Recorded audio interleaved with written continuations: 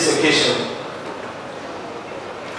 Also, we have as one of our speakers the CEO of Data Reality Print Limited, somebody who is passionate about the management of resources, human and capital, bringing the best out of them to achieve organizational goals. You know, it is a belief that every organization is a living, breathing entity that needs to be nurtured with emotional intelligence. She has had about 22 years being involved at different levels of human capital management, staff development and empowerment, leadership and strategic management. And she loves what she does. So please let's put our hands together as I invite to the podium Mrs. Elsie Akin Adeshola, COO, Digital Reality Print Limited. You are welcome, ma'am. Thank you very much for gracing this occasion. All right, to start, once again, as I said, we want to welcome the chairperson for her welcome address. I'd like us to put our hands together as I invite for our welcome address the chairperson of this occasion, the one that is behind the success story of the heat transfer sector in Nigeria. Please join me as I invite Mrs. Ngozi Okajuku for our welcome address. Thank you very much, ma'am.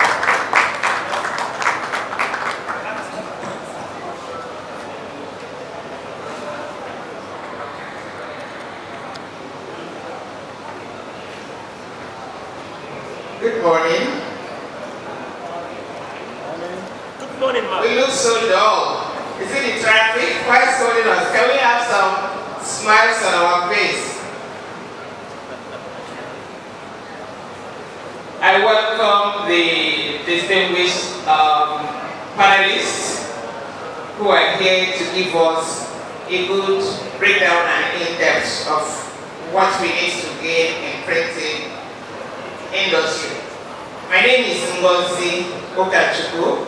I am the CEO of GIFIC Printing Solutions Limited. GIFIC is an international company with over 20 years of experience in printing industry. We're here on this summit, which is Entrepreneurship and Innovation, to talk about how to make printing business still profitable. I have just a few minutes to talk, so I'm not going to maybe speak so much. I will just give people small experiences of how I started for you to know that you can do it. Now, we're talking about making profit. For you to make profit, number one, you have to know what is the potentials and the capacity of where you are going. Printing is a million, how do I put it? There are million printers in the world with billions of dollars business that if you are focused and know what you want to do, you can get it. But how do you get it? You have to get it if you know how to plan and know where you are going. If you don't know where you are going, you will never get there. People think there's no more profit in printing. There's a lot of profit in printing. Because if you have the innovations that will take you to the level that you want to go, you will surely get there. So now, how do we become successful? I will give you my success story in heat transfer business. I started my small business in my sitting room with just one more press, and I do this with my children. I still have one of my sons here who is really interested in the business. We started about 20 years ago with one more press and one cap press. Today we are an international company. Can you do it? Yes, you can. If you say that you can do it. But how do you do it? You have to know the steps to success. If you don't know the steps to success, you will be going round around without getting to where you are going. Number one is that for you to start up any business, you have to think of your financials. And the financial is, what can the money that I have buy for me? There's no need for you to go and start a business that you know that the money that you have cannot finish it, hoping that, okay, money is going to come. It is good to build from what you have. Once you have like a solid foundation, you will see the money coming in, whether you have that money or not.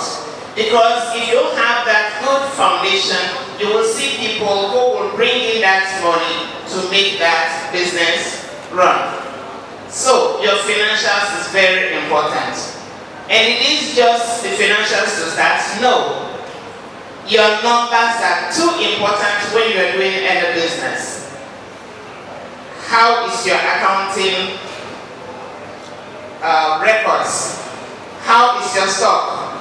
Are you looking at them? Are you somebody who comes, my secretary, sends 25 million to this company without knowing where it's going and how it is coming back? Are you somebody who said, oh, my daughter is going on holidays to America, send this money to her? Before you know it, the whole money is gone and the business is collapsed. So you must know what you are doing, you must know what you have to spend, and then what you have to keep in the business. Next thing again that you have to do is, okay, I have the financials, I have set up this business. What is going to make this business to flourish? The next one is your relationship with your customers. If you have a good relationship with your customers, anytime they wake up and they want to do something, they remember you. If they have that good relationship, your marketing, work is like done 50%. So for you to get that, you must work hard to make sure that you win the heart of your customers. What do you gain by winning their hearts? When you win their hearts, they trust you, they are not afraid of you, they will refer you to so many people because they know that you can never betray them. So that boils down to integrity. Your integrity is your business. With integrity, you can soar. So learn not to disappoint your customers or your suppliers. I am here. If I open my accounts, you'll be surprised. If I call so many international companies, send those to Giffy, they'll send it to me. Why would they do that? I have integrity. So your integrity is your business. Another thing again, that when we come on local, you can be in your business and do very well with the same integrity. That is, you want to do something for somebody and the person comes to you with trust. Don't disappoint that person.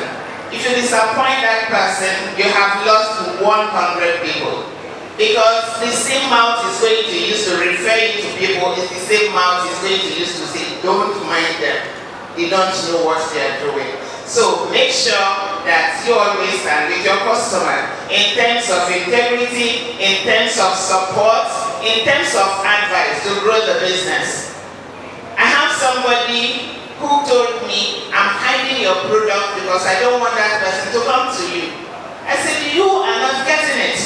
Go and ask people who know Giffy. All you need is tell us this person is coming. If that person is coming, we put that person under you. Whatever that person does, we know that that person is coming to give it from you. But if you don't bring in that person, the sales that would have come through you will never come. So you should know how to work, how to be open, to be able to make what you are doing.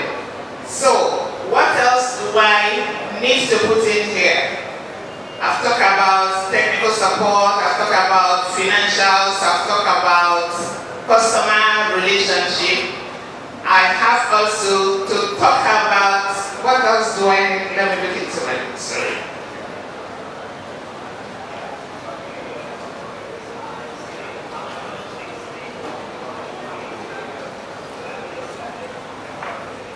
Yeah, another thing that I have here is like you setting up like maybe real and achievable goals. Some people want to get to heaven and they don't want to die. You want to become a millionaire. A customer is calling you, you are sleeping. You are not ready to come to the customer. Make sure that you answer your customer, because at the point that customer is calling you, maybe somebody is calling the person. So if that person doesn't get to that person, you lose that person. So, in a nutshell, I have panelists here who are going to tell you more about credibility, integrity, like your financials, and also to tell you what to do to succeed in business. So I am rounding up what I have today with the best thing I have ever gotten from business, which is number 1, hard work, number 2, integrity, number 3, looking at my financials, and then number 4, being focused. Don't look at what everybody is doing. Be good on what you are doing. Be the best in everything you do. It is good to be number 1 in everything that you do. Work hard, see that as your goal, and make sure that you hit it. Thank you so much.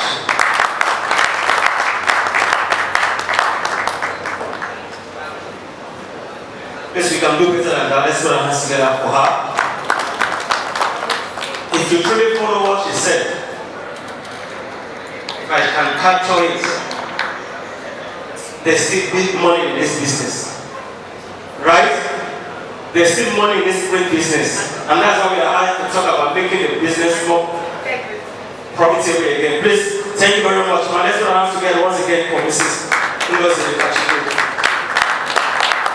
Alright. We want to move briefly, quickly, also to the next presentation. As I said, it's going to be handled by one of our gurus in the house. We'll be talking about, information. Business is all about information. And we need to keep abreast of information. So please join me as I invite the MD of Technology Global, Mr. Keruwale, to come and speak to us on modern trends in print business. Let's put our hands together.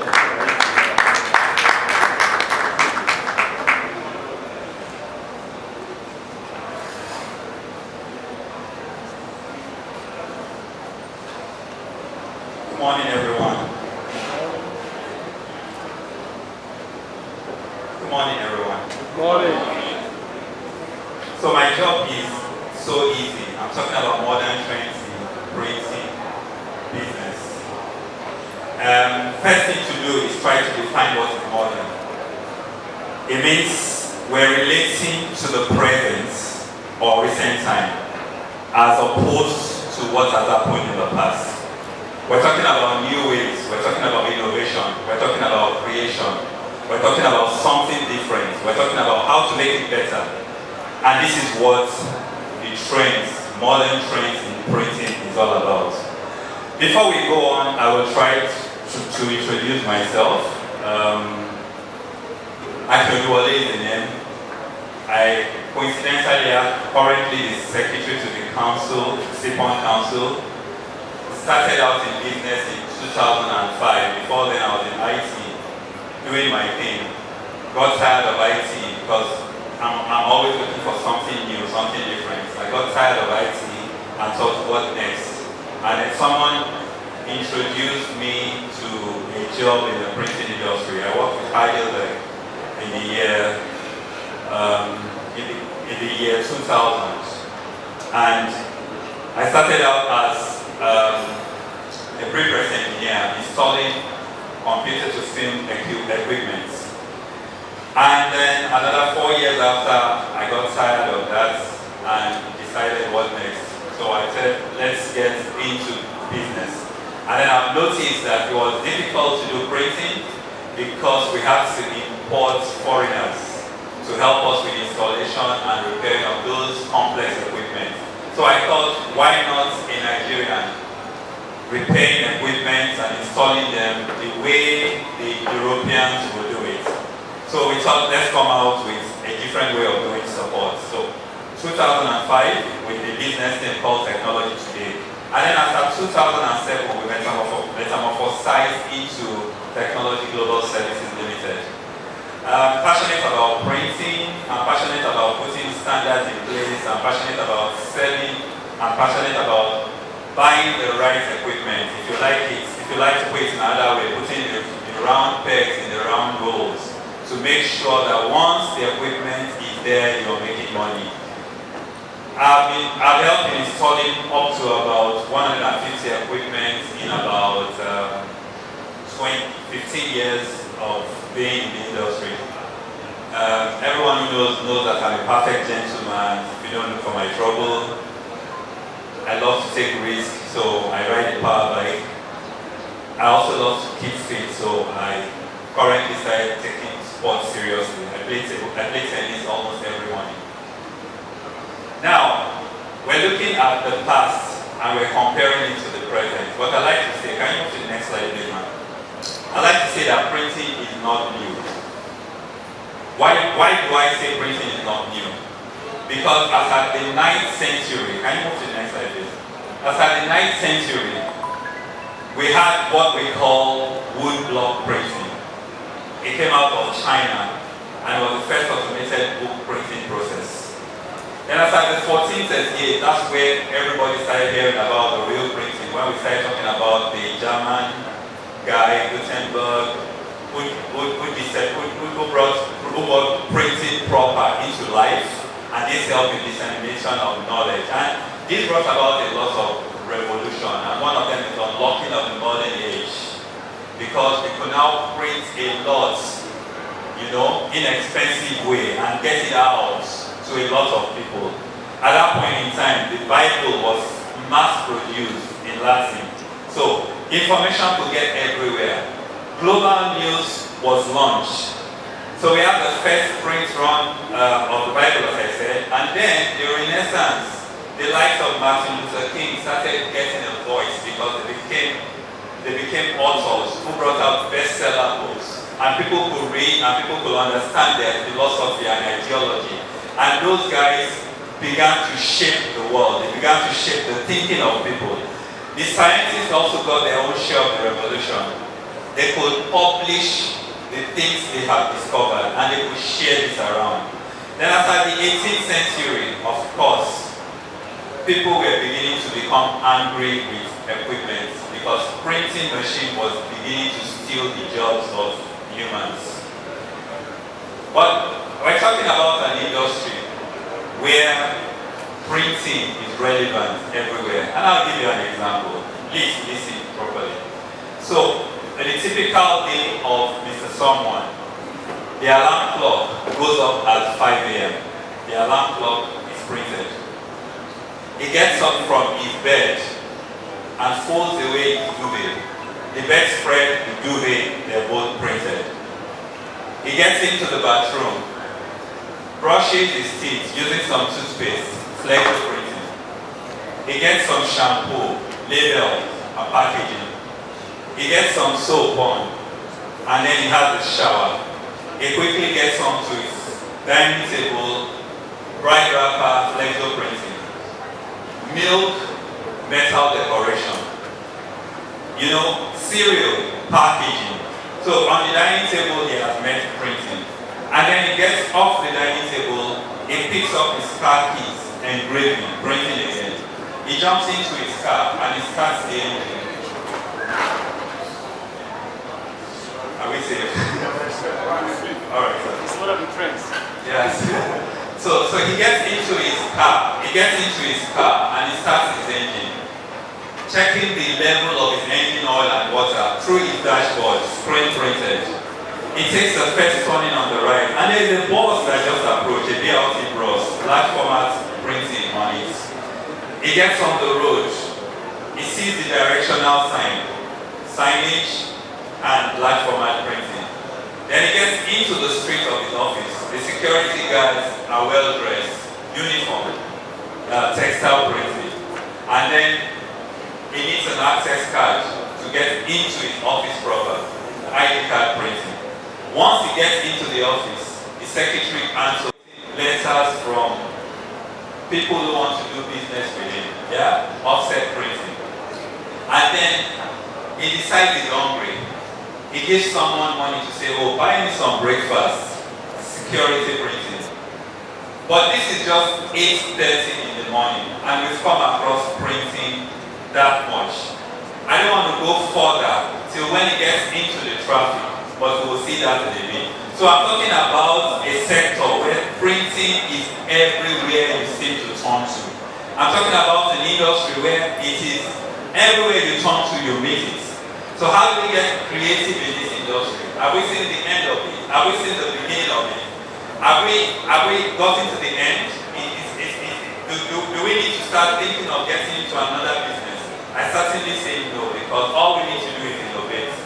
Printing is still evolving. For instance, after Google tells you, turn to the left, 300 meters, make a left turn, it will be good to look up and see a directional sign saying Abuja Street.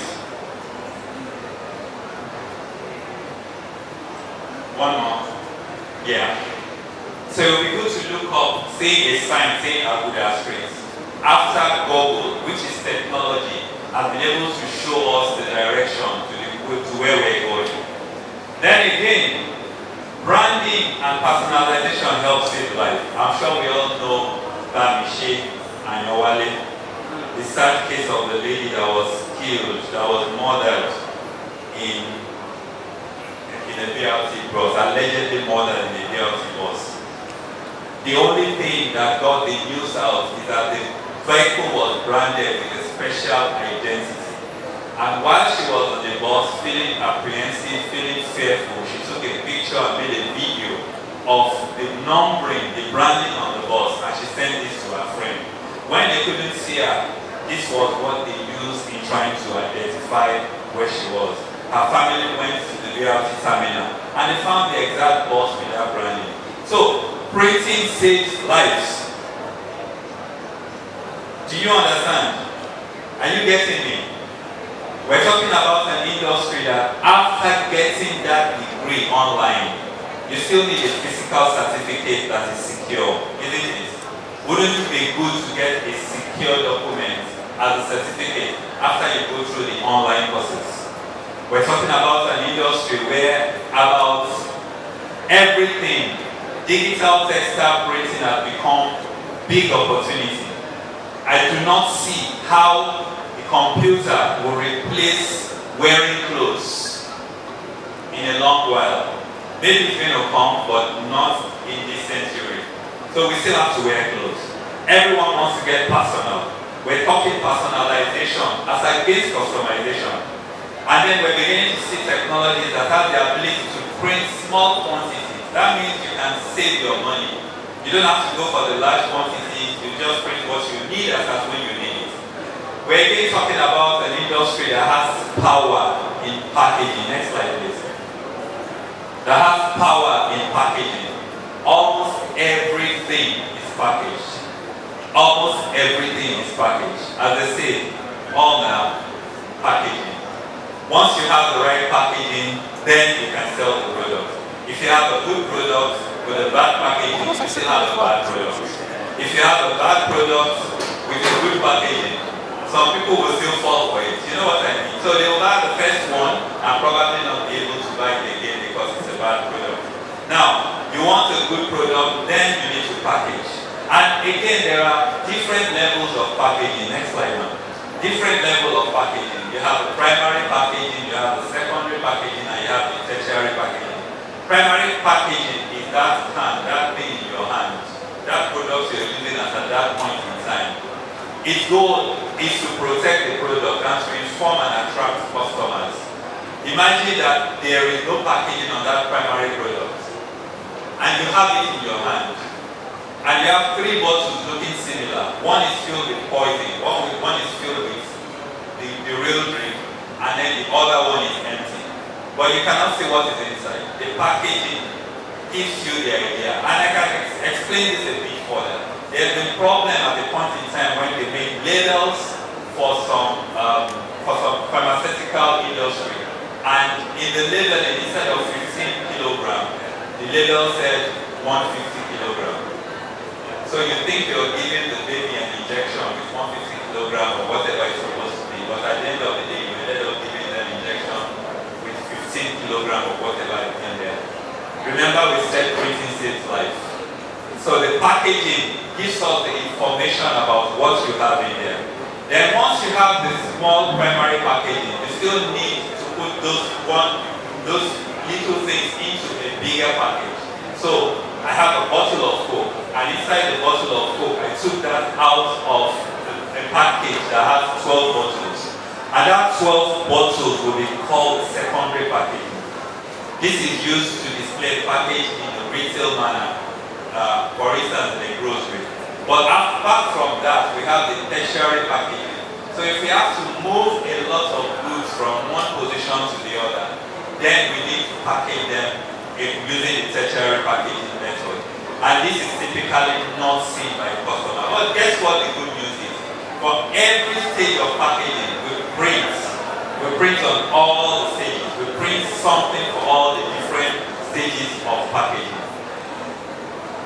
Finally, let's look at artificial intelligence. And what is artificial intelligence? And then how useful do we see artificial intelligence is? With the use of artificial intelligence, printing organizations can automate their operation and eliminate bottlenecks and get work done faster. They can monitor their errors and can allow printers to monitor themselves and make real-time adjustments to processes for error, such as paper alignment, such as image quality. Artificial intelligence has come to stay. It's being used in all other sectors, so why not in the printing sector? It's useful for us in automation, in eliminating bottlenecks, in managing and controlling our errors, in data capture and analysis, 3D and additive manufacturing, and it's currently used in the retail sector, fashion, shopping, security, sports, manufacturing, and production. And guess what? Printing fits all these sectors where artificial intelligence is currently being used.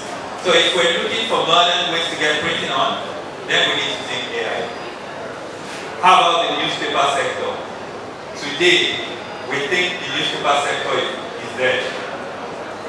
Because I can ask you, let's try and be interactive. How many people have bought a copy of a newspaper in the last 1 week? You bought a newspaper in the last 1 week. Only one person, and I know why she bought a newspaper in the last 1 week.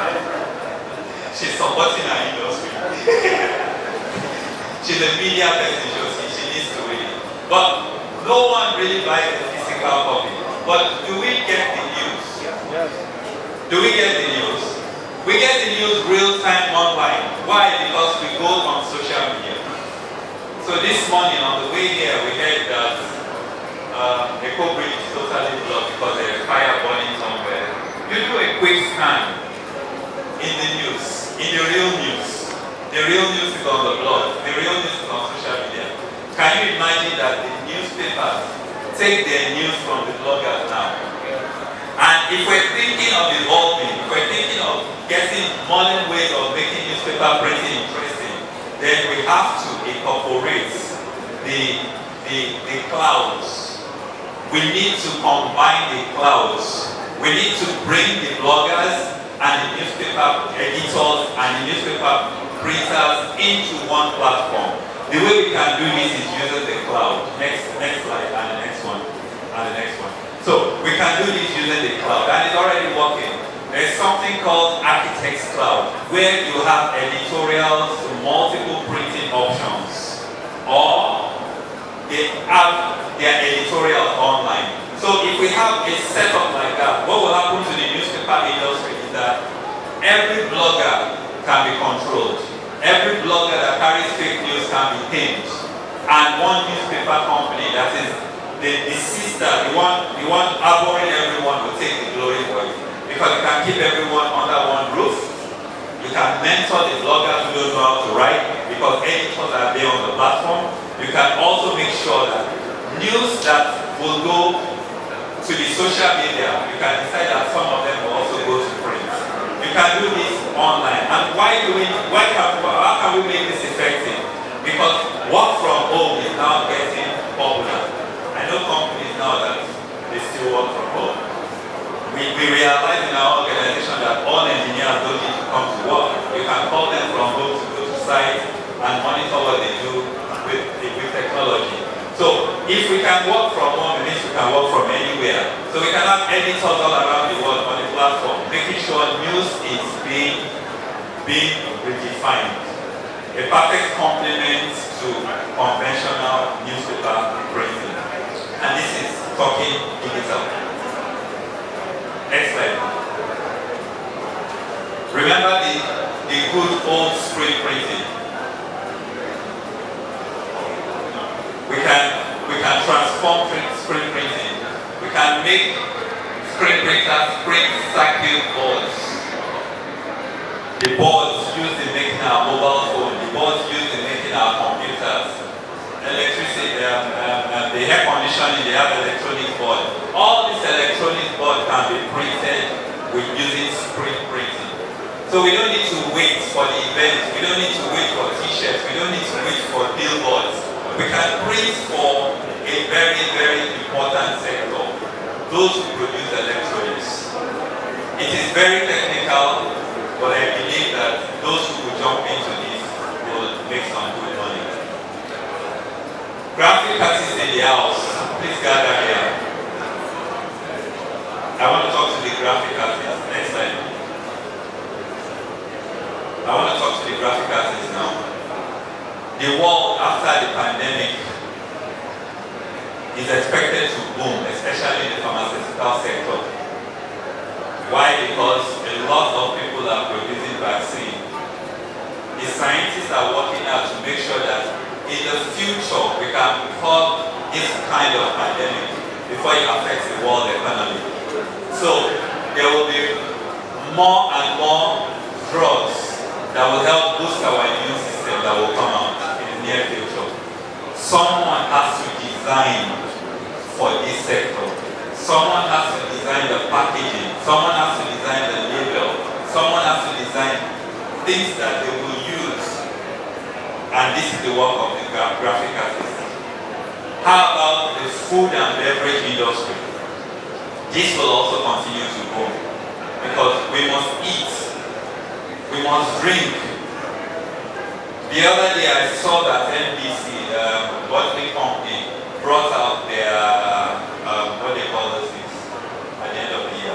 Their audited accounts. And the kind of profits they posted was amazing. Because I have plenty Christian friends and plenty Muslim friends, and I'm wondering who is drinking the alcohol. And they're posting big profits. Someone will design these packages. Someone will make the mold before the real thing is designed. And this is the work of the graphic artist.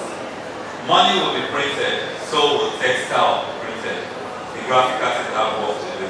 So the value chain of label, packaging, food, textile, pharmaceutical, and all essential services will definitely need graphic artists. So graphic artists must be serious this season, must be serious this season to take advantage of the opportunity that is lying there in the digital space. In fact, printing starts with the design. Remember Gigo, if you put garbage in, you will get garbage out. If the graphic artist gives us garbage in the beginning, then we're sure that the output at the end is also garbage. So these guys need to wake up and help us improve and get learning and bring out the trends that we can get printing into in the next instance. Thank you that you are not like this audience. You are quite fun to be with. I hope you have a nice day. Thank you. Let's put our hands together for them. Let's put our hands together again.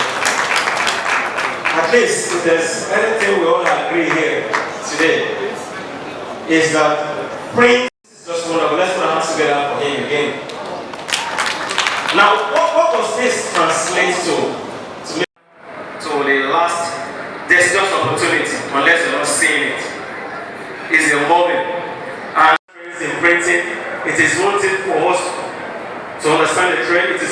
on their breast. And the whole essence of this seminar, this summit, is for somebody here to go back home so that I can only for that wonderful presentation.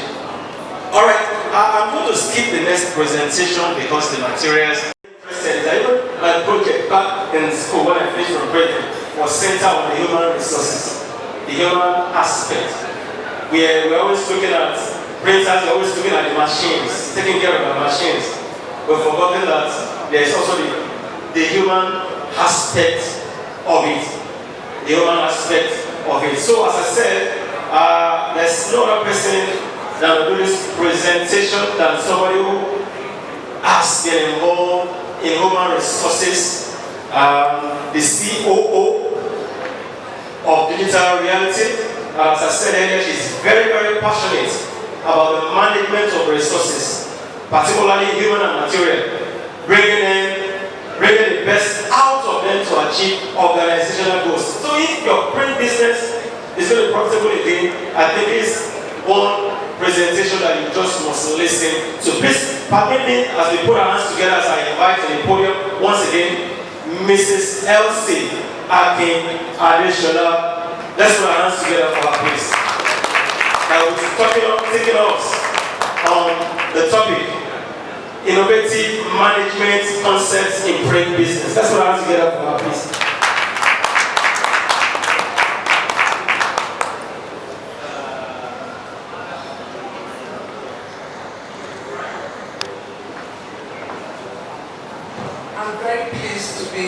Among very familiar faces, and so I'll hope that if I do not do so much justice to this somewhat academic topic, Mr. Tunde Ogohai, passed my way.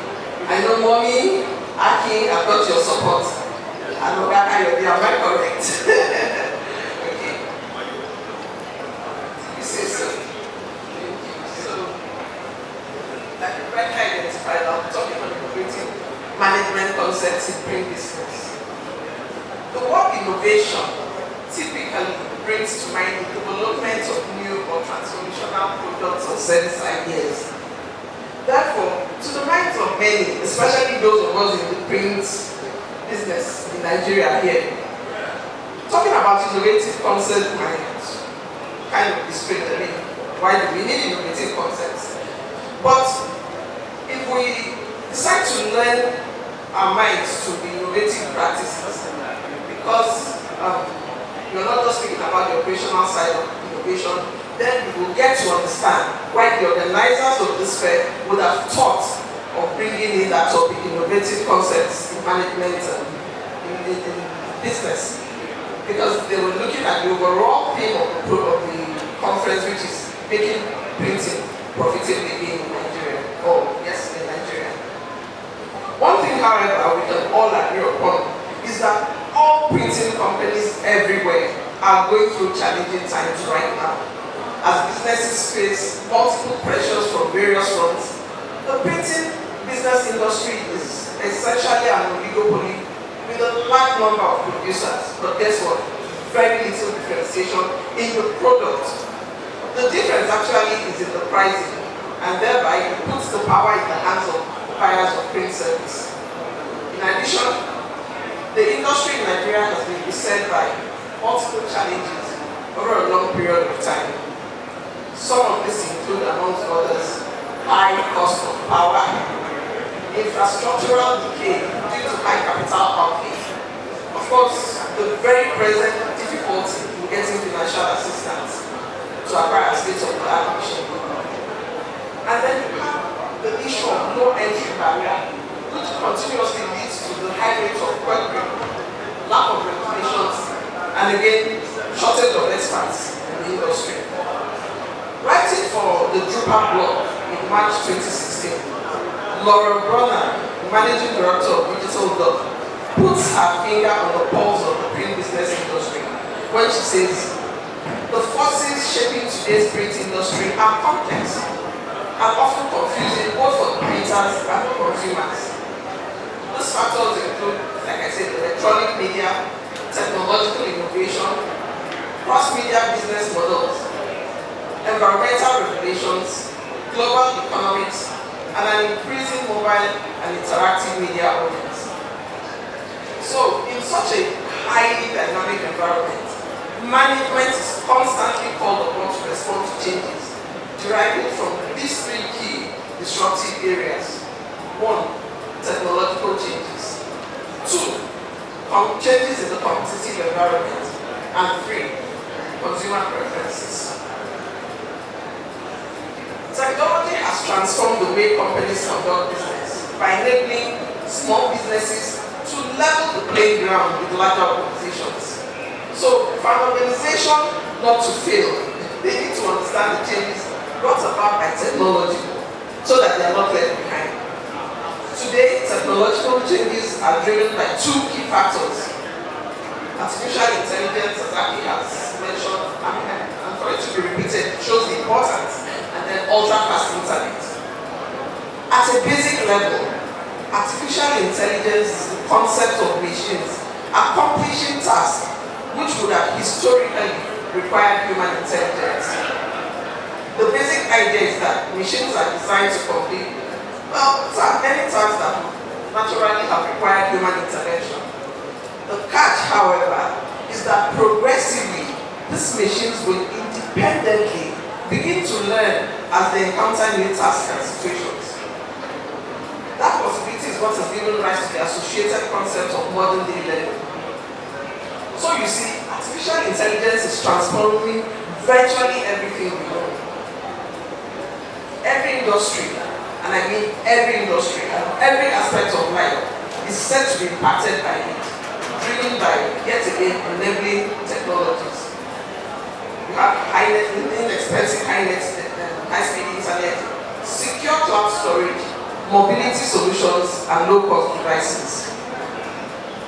Randy Dean, a chief business officer at Launchpad AI, San Francisco-based company, predicts that everything invented in the past 150 years is going to be reinvented again using the AI in the next 15 years.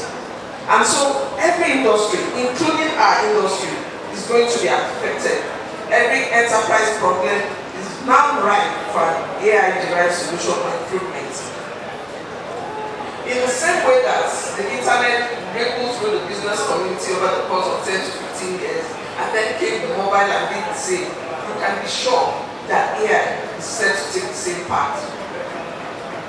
According to Sally Eves, a member of Forbes Technology Council, AI will not only be a catalyst for deep disruptive change in business, but for wider societal benefits too.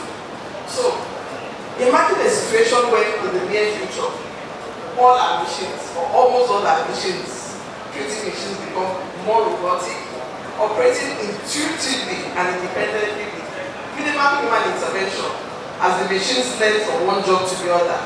Now, you do not even want to start to imagine what that will do to our workforce, do you?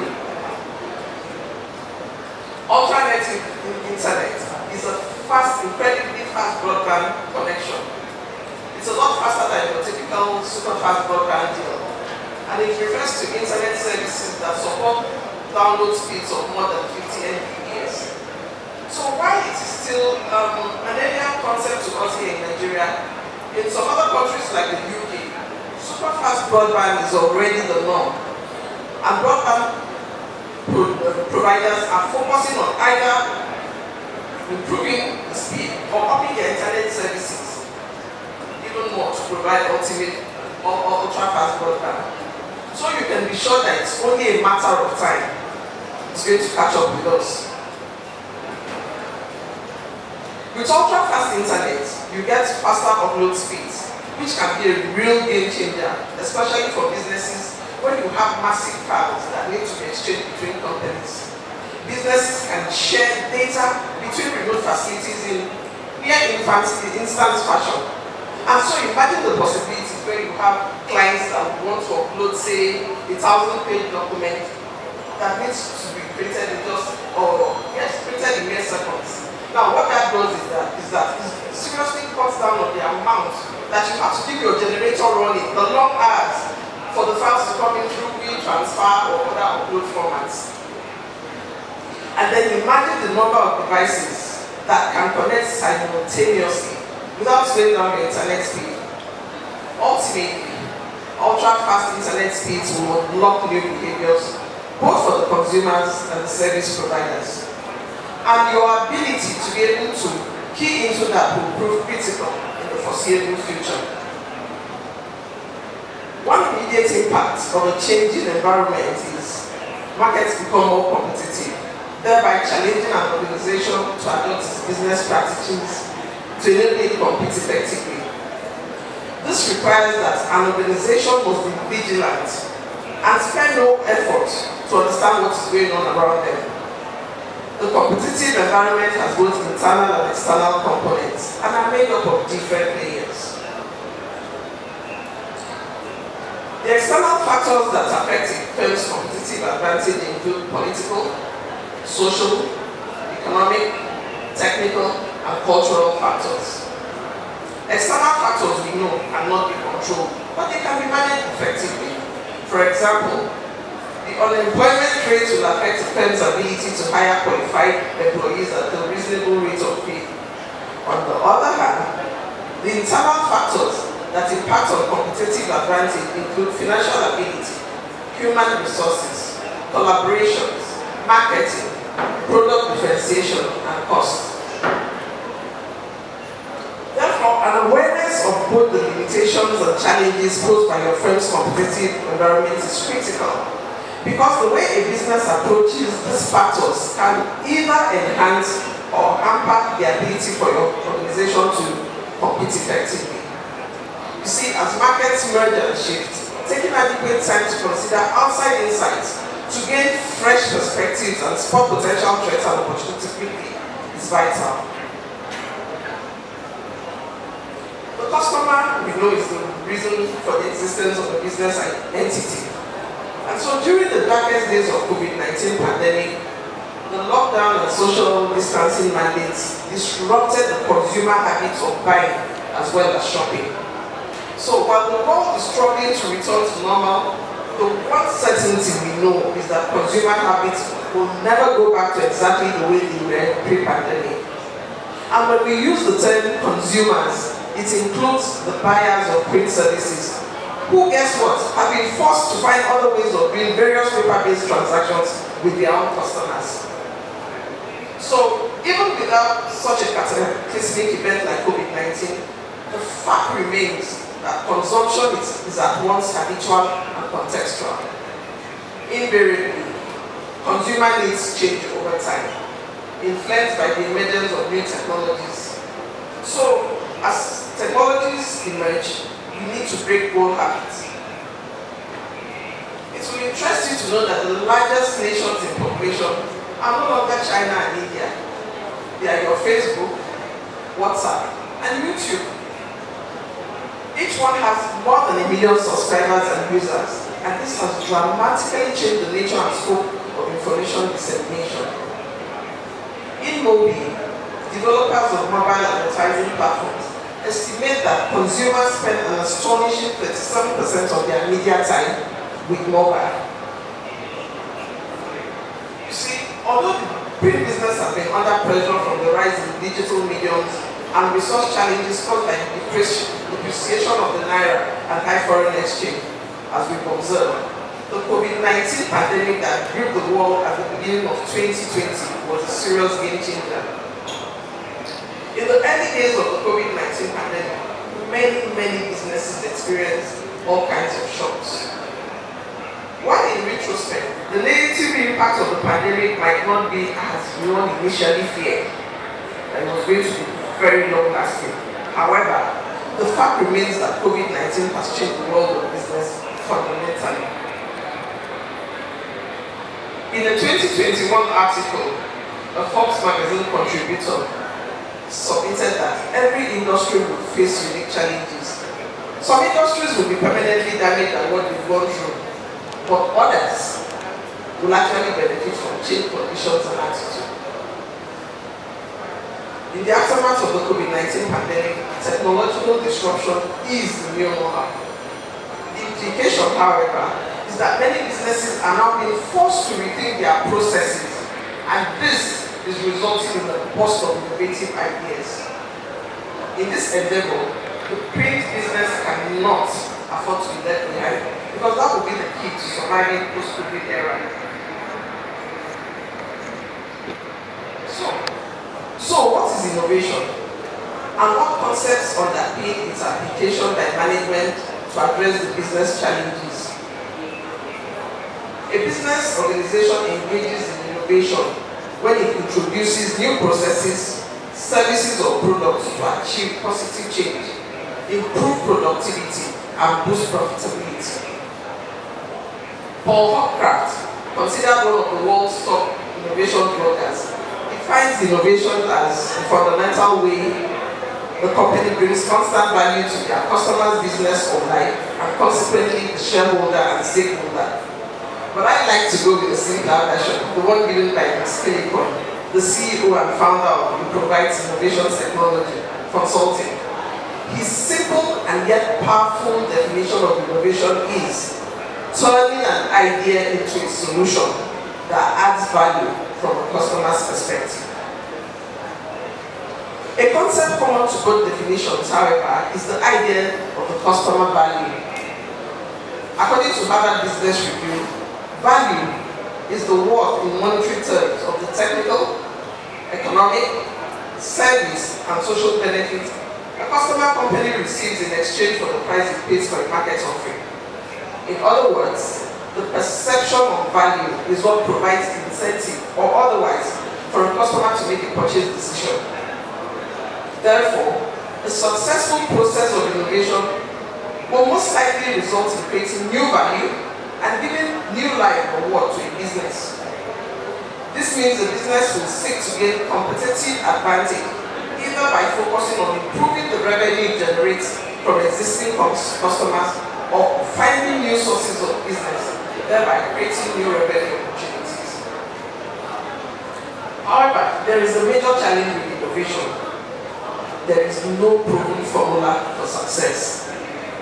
Innovation can therefore be viewed as an organizational challenge for which the management of an organization must accept responsibility and provide leadership. At this point, I'd like us to give some thought to the role of management.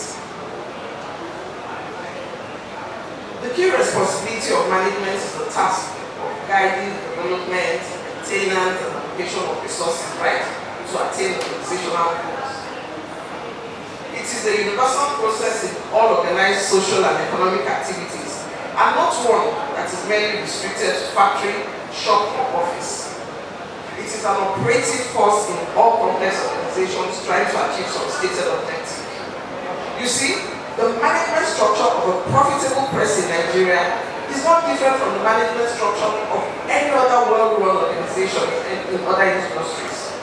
So, for an organization to be profitable, it is important for it to follow all the rules of organizational best practices in terms of structure and relationships that govern the company's behaviors and attitude. There are different models of management. You see, the particular model your organization chooses will depend largely on the organization you run. However, the pressing question is, do management types affect the ability of the organization to be innovative? Most likely. How a firm is organized and how it uses its resources and capabilities to create unique, better or lower the cost of products or services determines its ability to develop a competitive edge, become an industry leader, and create excellent value for its customers, in return higher profits for itself. More importantly, however, is the attitude that management fosters within an organization. In a colloquium on creativity, entrepreneurship, and organizations of the future, held in 2016, as part of the 100-year celebration of the Harvard Business School, a study was conducted by innovation scholars who were seeking to understand the role of an organization's leadership in fostering innovation. I would just like to share one of the comments that captured the thoughts of most of the respondents by Joe Rowlett, a retired project manager at the Bechtel Corporation. She suggested that leadership's role is to provide a work environment of openness, built on trust, where every member of the team feels free to express their views and opinions without fear of ridicule or reprisal. So you see, cultivating a creative and innovative mindset is the only way to future-proof an organization. Emily Polka have all the answers.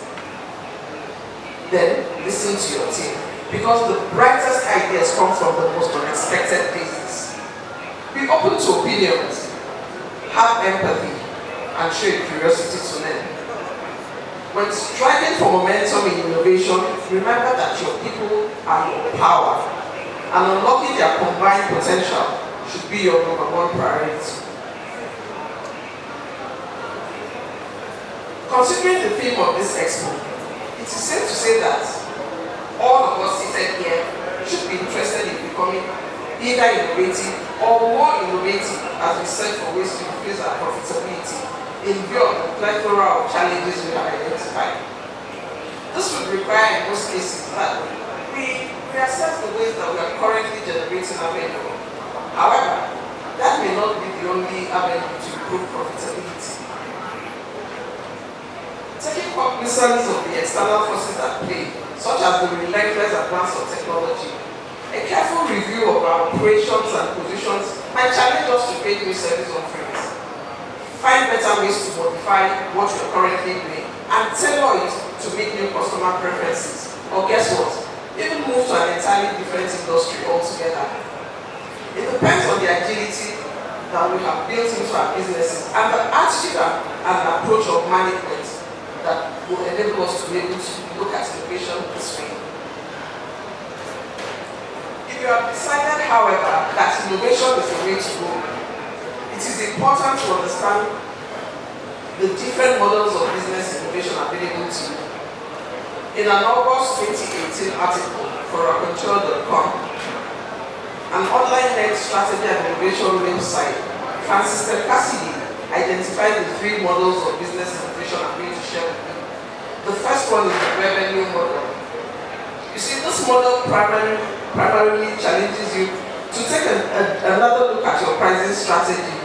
And for us printers, this will be the starting point for us. Since there are different pricing models for essentially the same product or service offering, is what hands the power into the hands of our clients and customers. So reviewing our pricing strategy might also call for a reassessment of our products and services. As the author notes, innovation does not have to be radical. In fact, changing just one element can yield significant results. The next innovation model is the business model. In our industry, quite a number of maverick operators are successfully taking sizable chunks of business by operating a flexible, sometimes unorthodox strategy. This demands, therefore, that we identify which processes we can improve on or modify that could reduce the cost of business while increasing our profitability. In this case, innovation could mean forming new partnerships, outsourcing specific tasks, or implementing new technologies. The third innovation model is the industry model. You see, the transformation of the company many of us in the printing industry know as APFA probably best illustrates this model of innovation. Long known for its development and production of photographic film and photo finishing equipment, APFA has been transforming itself into a high-end imaging solutions provider with an emphasis on developing innovative and cutting-edge hardware, software, and other digital imaging products. You see, APFA began restructuring its operations since 2001, creating 3 core business segments: graphic systems, technical imaging, and consumer imaging. For me, this is a clear example of how an ambitious company can choose to change an industry completely or even create a new industry for themselves. It is arguably the most radical model of business innovation, and it's not for the faint-hearted. But hey, who says printing companies cannot transform themselves into something radically different in order to survive well into the future? See all this grammar, it's easier said than done. And we have to As we have mentioned, there is no formula for success. However, a good way to begin is to start asking ourselves some questions like, what simple things can we do to change the conversation and perspective about us? And what do we have to do now to attain our objective tomorrow? Framing these challenges correctly is a critical key to innovation. So, focus on the question, not the solution or idea, for the most effective result. Asking the right questions will guide you to the right business innovation strategy, which in turn will help you to grow your market faster and grow your profits. I have 8 tips, or rather call them steps to innovation I'd like us to take note of. 1. Set a bold vision. 2. Identify and prioritize opportunities to explore. 3. Dig for actionable consumer insights. 4. Reevaluate your business model. 5. Eliminate decision-making bottlenecks. 6. Channel resources to the best ideas. 7. Collaborate with the best innovators. 8. Mobilize company-wide support. Finally, let me leave you with a few thoughts by borrowing key suggestions from the Business and Employment Center on how entrepreneurs can thrive in the post-pandemic business landscape. You see, I have adapted these ideas and turned them into teasers for us in the print industry to ponder over. We'll start by rating the in-person experience.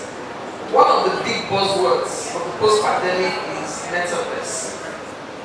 While it might still take some years before we figure out the relevance of metaverse in our print industry, the fact remains that being able to serve our customers seamlessly while reducing our reliance on working customers or working transactions is critical to our survival in the future.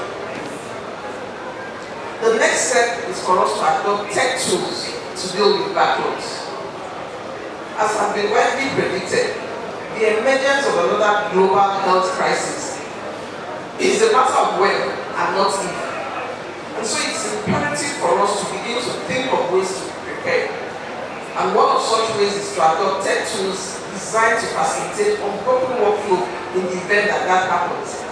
This you can do by enhancing the organization's abilities to work from multiple locations. The third is prepare for a hybrid future. I know I keep talking about that too. You see, for us in the printing industry, it's almost impossible to think of this model because our work is largely on premise, isn't it? While that is largely true, the COVID-19 pandemic did prove one thing conclusively, that the future of work is hybrid. And so we have to start finding innovative ways to balance work from home culture and on premise. This will be one of the challenges we have to look for a solution. The final one is to refocus on sustainability. You see, there is a heightened environmental awareness, albeit sometimes overhyped, as organizations everywhere scramble to commit to climate change initiatives. And since printing uses largely renewable resources, it presents us with both a challenge and an opportunity for the print business to adopt automated and streamlined processes. This will help us to cut off waste and excess emission. I sincerely hope that in the course of this presentation, I have successfully raised more questions in your minds than provided answers. If that is true, even in the smallest form, then my job here is well done. I challenge every one of us in this room as print practitioners to start looking inwards, privately in our organizations, start asking ourselves what can we do differently and collectively as an industry. Because the question of probability is key, and only the top players will succeed by making innovation the fundamental part of their strategy. Thank you very much for listening. Thank you very much, Mark, for that wonderful order. I particularly am looking forward for the printing industry where we can still work behind. And I think there's still going to be refreshments after this. Alright, so we can't stop talking. So we're talking about innovation. We are at a time, for example, in this country, requires a lot of innovative things ourselves, certain questions, faint-hearted, as you rightly put it. So please join me in Printway Limited, Mr. Kayode Alunge, on innovation and creativity in print business. Let's put our hands together for him, please.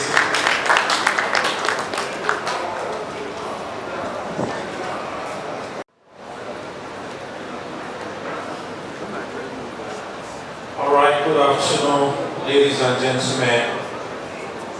Good afternoon, our distinguished panelists and presenters, the representative of the Honorable Minister. You're welcome, Madam. Thank you so much. To our organizers, this year's integrated, thank you so much for having me. My name is Kayode Alunge, and as rightly introduced, I'm the MDC of Printway Limited, based in the Federal Capital Territory, the city of Abuja. I bring greetings from all our members of the printing community in Abuja. This morning I'll be talking about innovation and creativity. And my job has been simplified by Mrs. Adeshola. Thank you so much, ma'am. You've spoken so well about innovation that I wouldn't have to labor too much to pass the message across. I'll just try to build on what you have spoken on and make it as applicational as possible so that we can drive the point home. And to Mr. Akin, you did a great job on the printing trend. Thank you so much, sir. And Singo City did a very fantastic job laying the foundation for what I'll be bringing this afternoon. So let me go straight into what I'm doing. Creativity and innovation. Simply put, you can't have innovation without creativity. They are two, closely related terms or words, but of course there's a difference. One is the foundation for the other, and I'm sure that many of us are very familiar with the word creativity. You are creative director, creative designer, creative this, creative that. And so many of us are very, familiar with the words, but few of us have been able to leverage on that powerful word that has to do with human capability.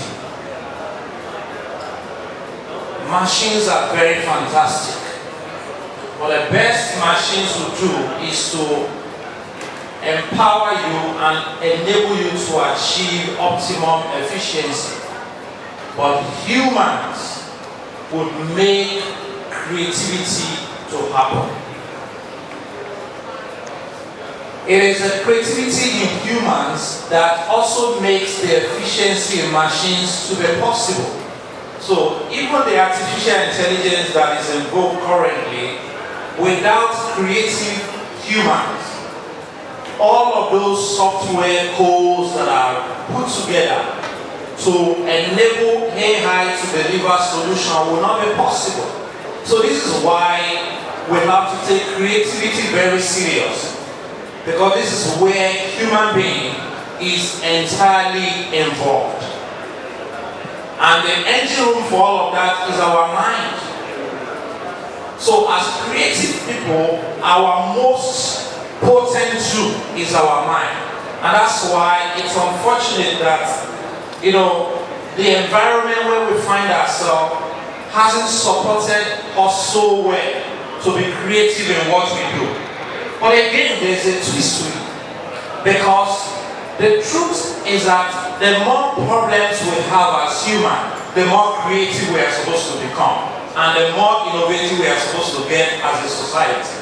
But what we have in this part of the world is almost like the reverse. Because rather than unleashing our energy, bringing out our potentials to become creative, we rather sit down and complain so much and maybe even pass the blames on the government, on the community leaders, the politicians, and everyone we think is responsible for what is happening. Forgetting that all of these problems, all of the time, they give us the opportunity to unlock our potentials, our creative potentials, and also, develop our innovative power. So, simply put, creativity is what happens when all the ideas that are running through your mind, when you allow them to crystallize and you are able to put them together.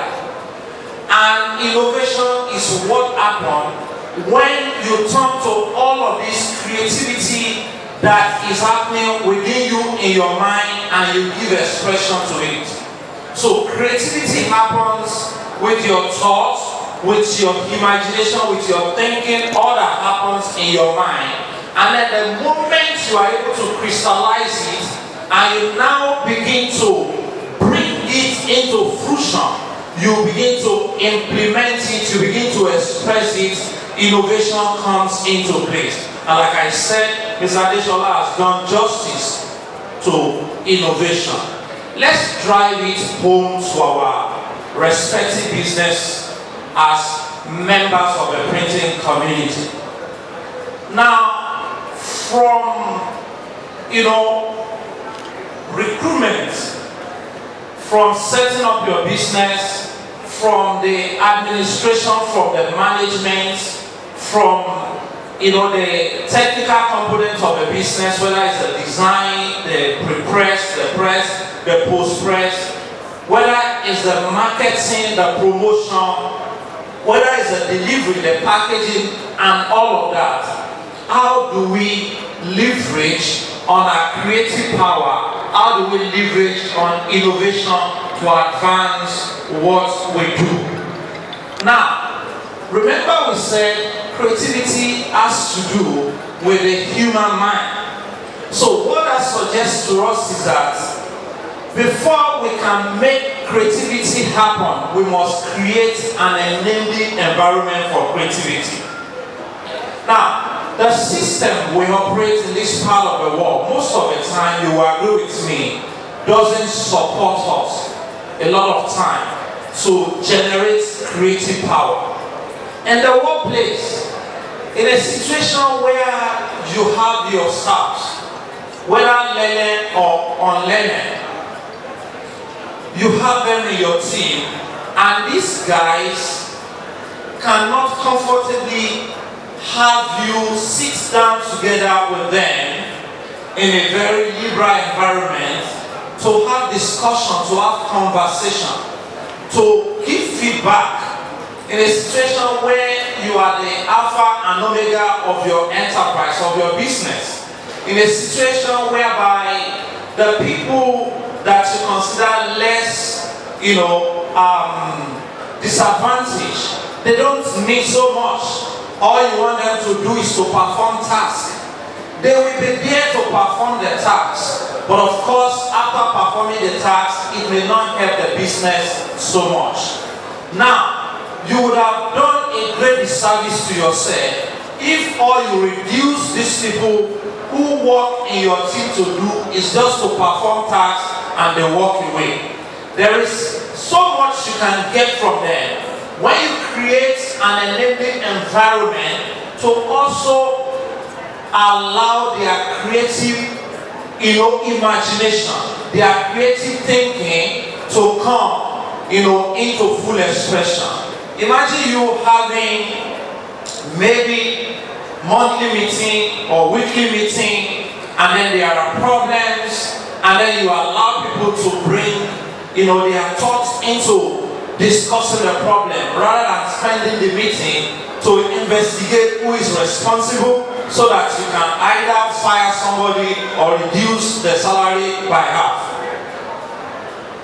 Now, when you allow this kind of an enabling environment that makes it possible for them to want to talk and discuss what happens, the challenges, they face, and what exactly, brought about the problem or the challenge at hand. You will be provided with a lot of insights that will make it possible for you to think through the process with a view to come up, with ideas that can probably help you, to avert what has just happened or to get a better result, going forward. So it's very important if we will harness the benefit of creativity in our business space. We must make sure that there is proper engagement. We must make sure that our partners are free with us. We must create that family-like, environment that makes people to want to work and enjoy themselves. One of my managers, spoke to me. We were just seated in my office, and then he asked me this question. He said, "Sir, I'm just thinking how you are surviving with all that is happening around us. In the last 1 week, we have had a lot of problems, back to back. Almost every day there is one problem to deal with or the other.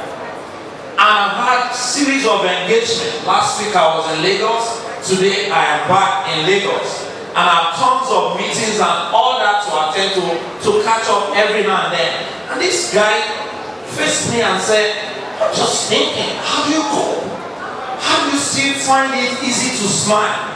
How do you still find easy, to deal with all the excesses and all that is happening around us? And I said to him, my job is to make sure that this place does not become, so uncomfortable for all of us. That my job is to make it easy for all of us to think through this problem and find solutions that will enable us to move forward. And so one of the ways I do that is that as I come to work, I make sure that I throw in some humors. I have names for almost all of my staff. Fantastic names. Names such as Incoming. That's a name for someone who likes to dress like a politician.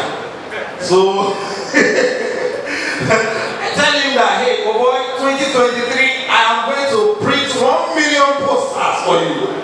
And you are succeeding your governor. I mean, imagine you come in and then you throw that kind of humor, to your staff and all that, and everybody will just laugh. One of our customers who had, visited us some years ago, came around last month. He said he relocated to Lagos. So when he came, he met the whole faces. And then he turned to me, he said he wanted to see me. I said, okay, fine. I thought he wanted to discuss a serious business. So I asked him to come in. And then when he came into my office, he sat down. He said he just wanted to ask me a question. That he has seen these spaces here, some of them 5, 6, 7, 8 years. And then he was asking me, what is it that I do to keep them and make them to remain here? And they look so happy, they look so excited, and nobody is feeling so tense to do what they are doing. And I said to the man, I said, the thing is this, I am not their boss, I am their colleague as far as this place is concerned. That I relate with everybody. When they are in trouble, I am also in trouble. We're in the trouble together. Whatever is wrong with them, I make sure that I empathize so much that it also becomes my problem. So I'm a counselor at work, I'm a teacher, I am the team lead, and in fact, it surprises you that when they are eating, I also get involved. We eat together, and when I'm eating, my spouse are the one that will come around and say, "Okay, boss, don't eat that food alone, make sure you remain." In fact, one of them told me, he said, you remember, guy, you have changed. I said, so what happened? He said, before now, when you bring in your cooler, they finish the food. You always call and say, oh yeah, come and carry this one. And I told him, I said, well, it's not my fault. Though.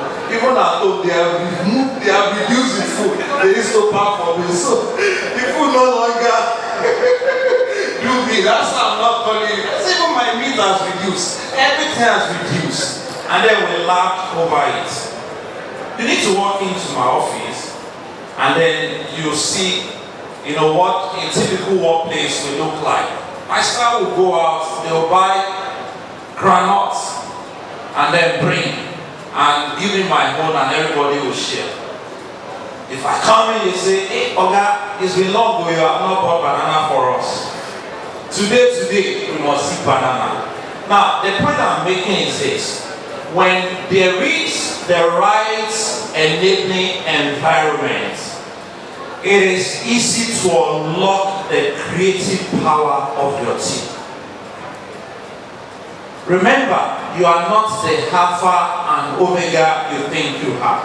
Yes, you are the promoter of the business, you are the visionary, but of course, you need a whole lot of people to work in your team to be able to make results happen in such a way that that business can run sustainably. And this is one problem we make in this part of the world. So let's move on as quick as possible. I am trying to see whether I can stay with a slide, but I think it is more important to flow and then we inspire ourselves as much as possible so that we can apply whatever we take out of this place to the contemporary situation we are faced with, rather than wanting to just run through the slide and get out of this place. So creativity is the most important of humans' ability that we need to bring to our business place in order to make that business to run sustainably.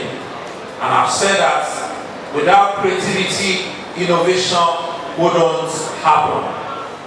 And creativity is not something that we should just want to do, or innovation is not something we should just want to do because we want to do. Innovation is something that we should do because there's a reason to do it.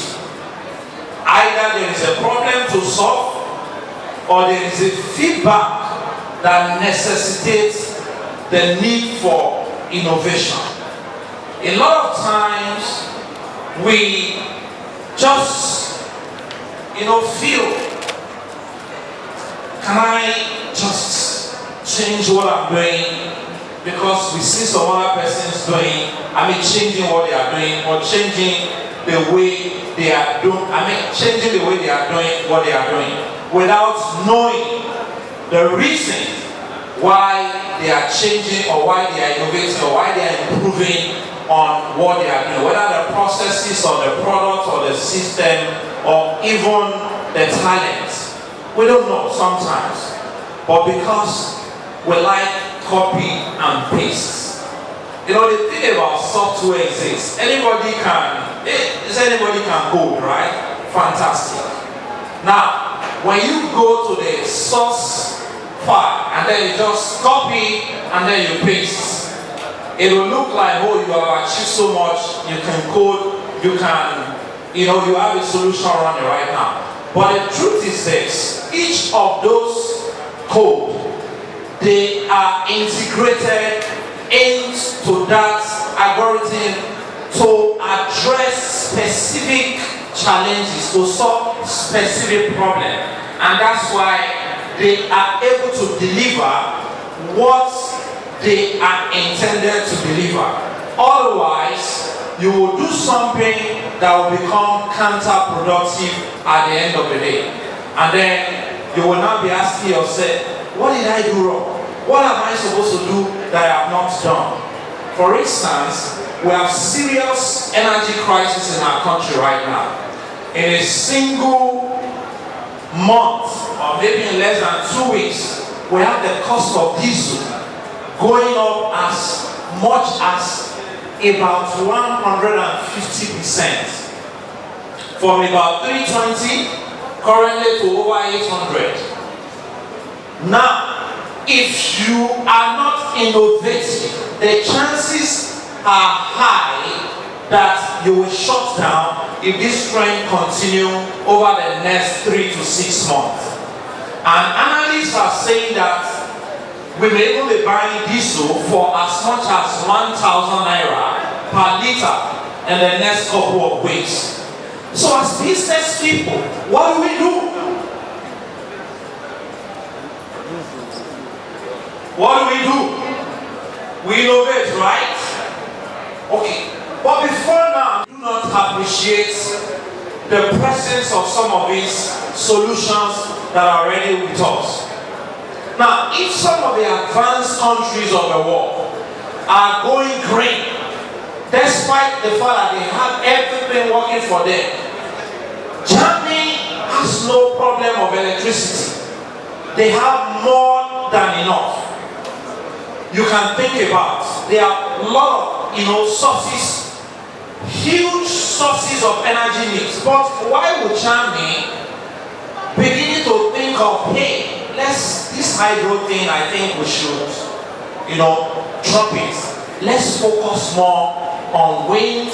Let's see how we can do more solar and all of that, so that they can feed some of these things into their national grid. Now, as business people, there are smaller solutions we can embrace. It is still part of innovation in running our business. Because if you think you are a printer or you have a print business, and then you pride yourself in your ability to design very well or to run on your offset machine or any of the digital machines, and you think you have invested so much, several millions of naira or even millions of dollars, you have acquired plants, you have built gigantic factories, you will have a turnover of millions, and then you'll be able to repay certain proportion of whatever you have taken from them, and then here you are, all the equipment are idle, the jobs are there, but you cannot run profitably. So innovation is very key to almost every aspect of our business. If print business must be profitable again and remain profitable for a longer time. It's also very important for us to take innovation very serious, even in our marketing approach to what we do. Mr. Akin told us earlier on how that the newsprint that used to come and they deliver. Growing up, you will see these vendors on the streets. Sometimes you see them at the center of the community or at the corners of the streets, and then you go there, go and queue up.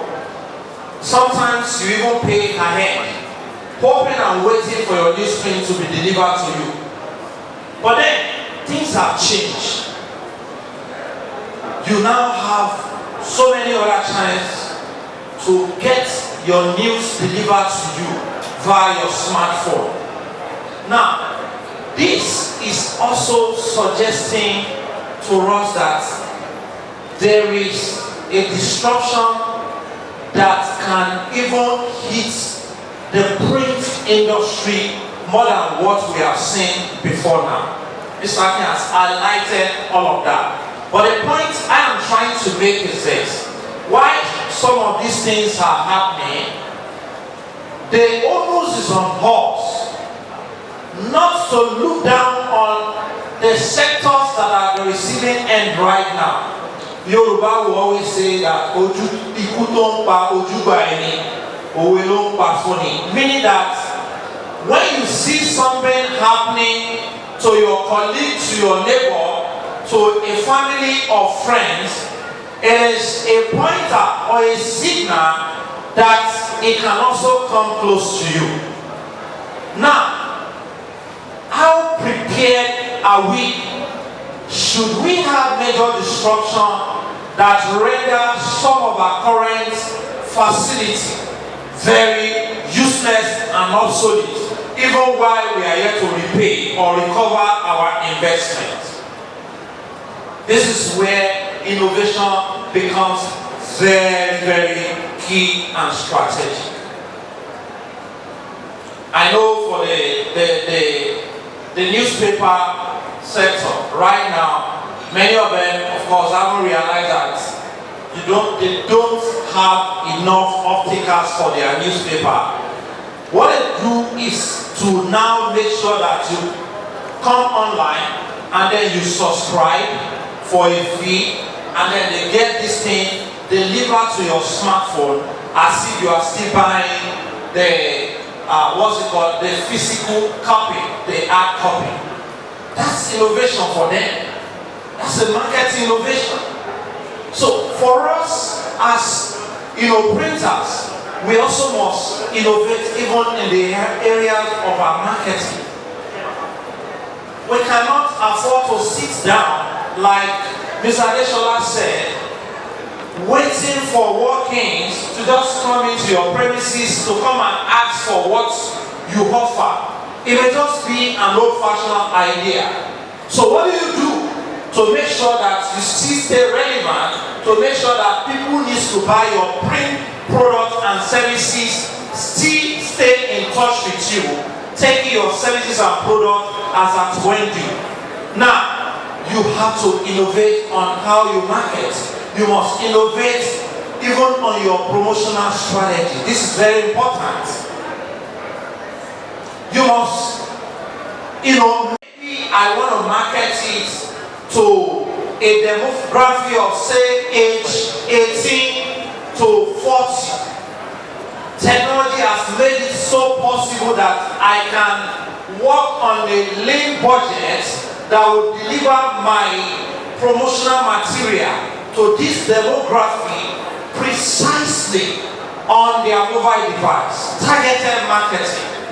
So it's very important that we rise to the challenges and the evolutions of technology, leverage on the benefits they offer to us in order to advance our own business, rather than thinking that this has come, nobody's going to print flyers again, nobody's going to print handbill again, nobody's going to print magazines again, nobody's going to print almost anything you can think about. But then people will still need to make souvenirs, whether they like it or not. Now, what souvenirs used to be in the past, I have seen souvenirs, packaged and delivered in a manner that I have not seen before. And I also believe that that's not the end of it. Some times ago, when you want to deliver your souvenir, what you do is that you look for a nylon bag and then carry everything inside. Then it came a time that you now need to have what we call wrapping sheet, right? Okay, all of that are becoming so obsolete. We are now in the days and times that you want to deliver a souvenir. You first make a gift box. The gift box is even more expensive than the gift that is inside. You see how printers are very smart, huh? So, I saw that and I said, hey, this is wow. So what it means is that we can begin to even think on how to make those gift boxes to even speak more volumes, to even look more attractive, so that we can even make more money from it.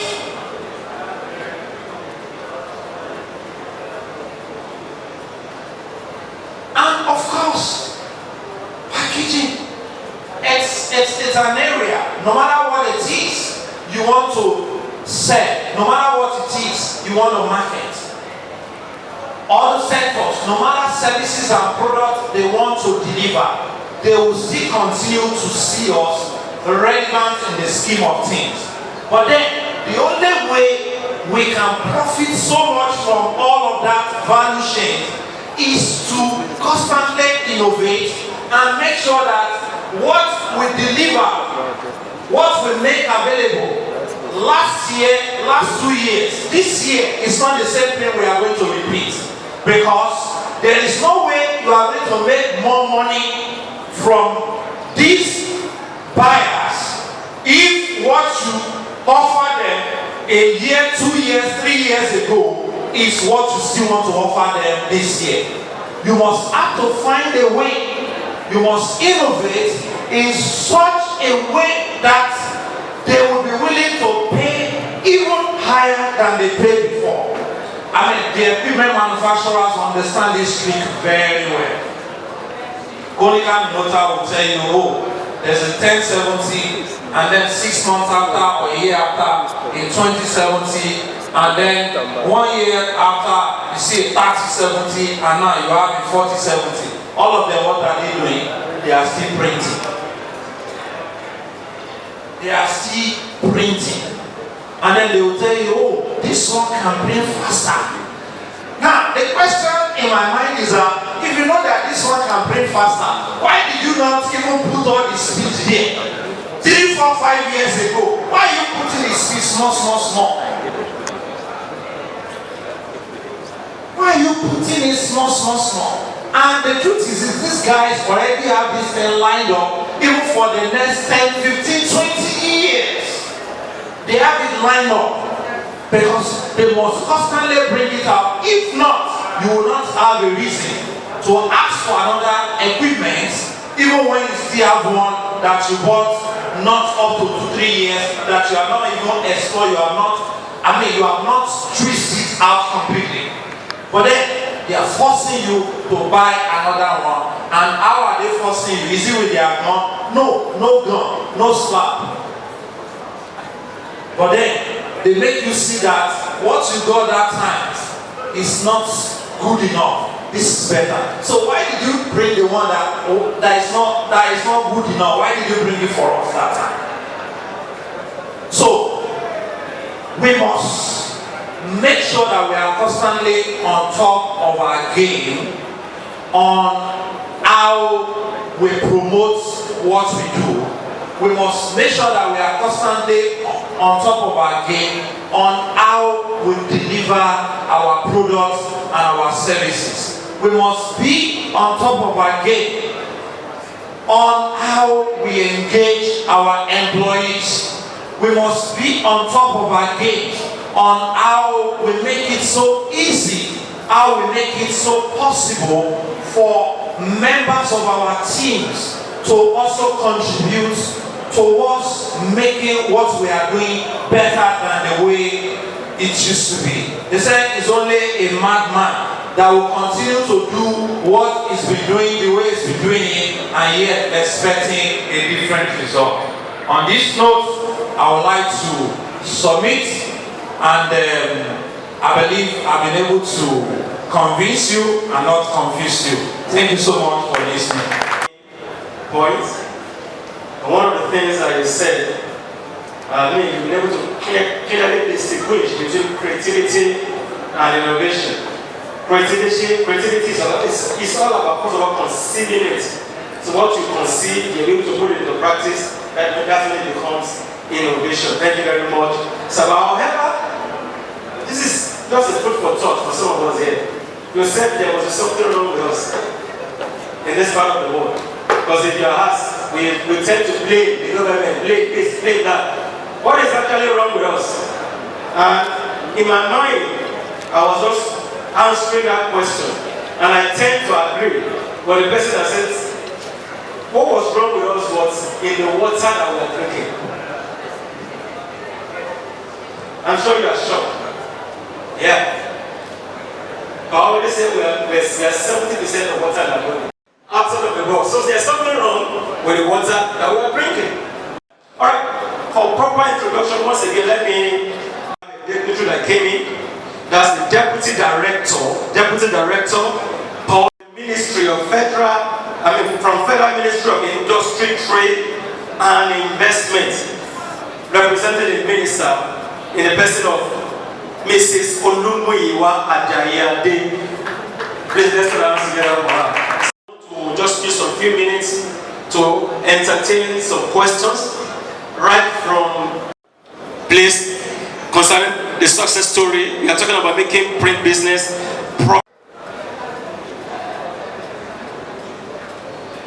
during the presentation of the award, it's not that person than, I don't know, maybe I should call him Pastor also.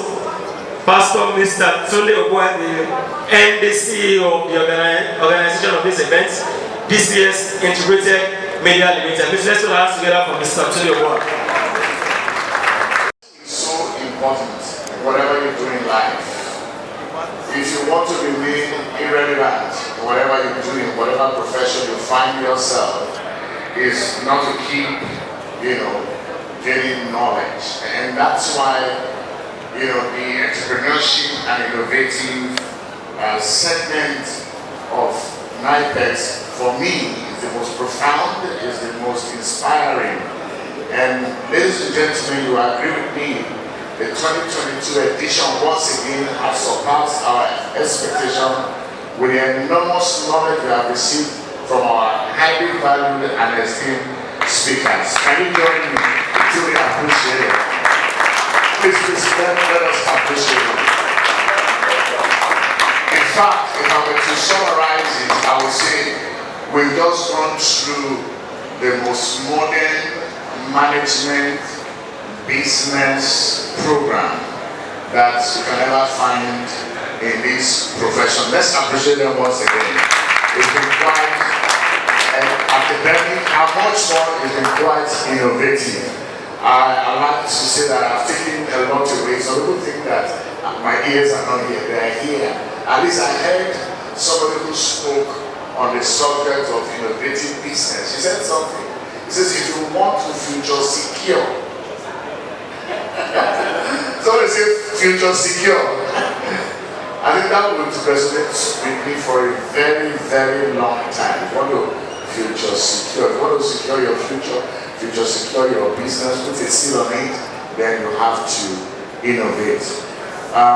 Value esteemed speakers, I want to say a big thank you to you. Once again, you don't change a winning team, and I think that this year we've added somebody into our team, and I'd like us to appreciate Mr. Kayode along there. You have entered into our team, so you are part of us. This is not the Print Tech gang. This is the Entrepreneurship and Innovative gang. and it's headed by our own beloved sister and somebody who's so passionate about startup and innovation, our beloved Mrs. Ukachuku. Thank you very much once again.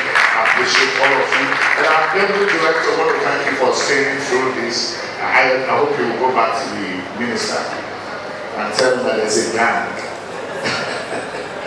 All right. May I again, without leaving somebody so very important, he's also been part of Nipex for more than 15 years. He's the current president of the National Union of Print, whatever workers, so to speak. Mr. Elder, our comrade John, we should please come to this side of the table. We love recognizing you're supposed to come to this side of the table. Now, quickly, we're going to be doing a few things. The first thing we would like to do is to, once again, like we do every year, we have some packages for our speakers. But I think that what is much more, valuable when you go speak at an international event like this is that you have a certificate that you can display somewhere that shows that you actually spoke at this event. So I'd like to invite the chair of this program to present, as usual, to all the speakers their certificate of speaking at this event. Ladies and gentlemen, will you put your hands together for me as we invite our chair to present the speakers this certificate. There's no other chair, please. All right, they will all file out, and as usual, they'll file and receive their certificate, and then we'll just take a group photograph together before we do the last thing and most important thing for this event. Yes, the first speaker who spoke on modern trends in print business, ladies and gentlemen, let's make welcome Mr. Aki Oduwole. Do we call it Engineer Aki Oduwole? Please just, Madam, please come here, come here. Once you are presented, just keep standing. All right.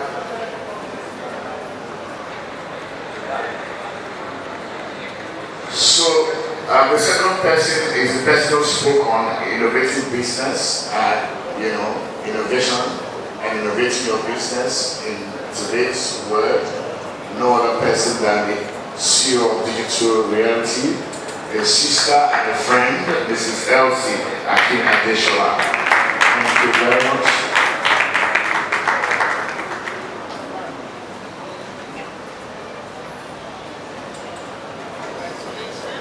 All right, the last but not the least, very passionate, very strong, the new entrant into the entrepreneurship and innovative gang in the printing industry in Nigeria. Let's make welcome Mr. Kayode Alonga.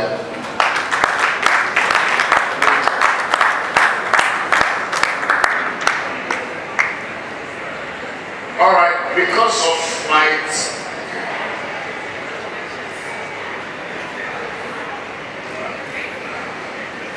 Alright, we're going to do this very quickly. I'm not punishing you. Hello, I'm not punishing you, please.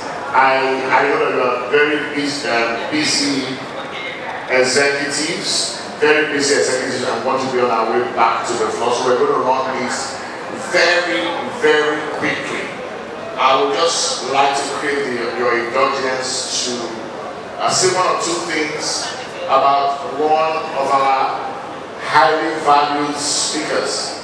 A couple of years ago, we introduced an award in the printing industry just to reward those who are truly, contributing greatly to the development of printing in Nigeria. And we're very selective of the people we choose to give this award. The last time we gave out this award was in 2018. And since then, we didn't find anyone qualified for this award until 2022. Ladies and gentlemen, today we want to present an award to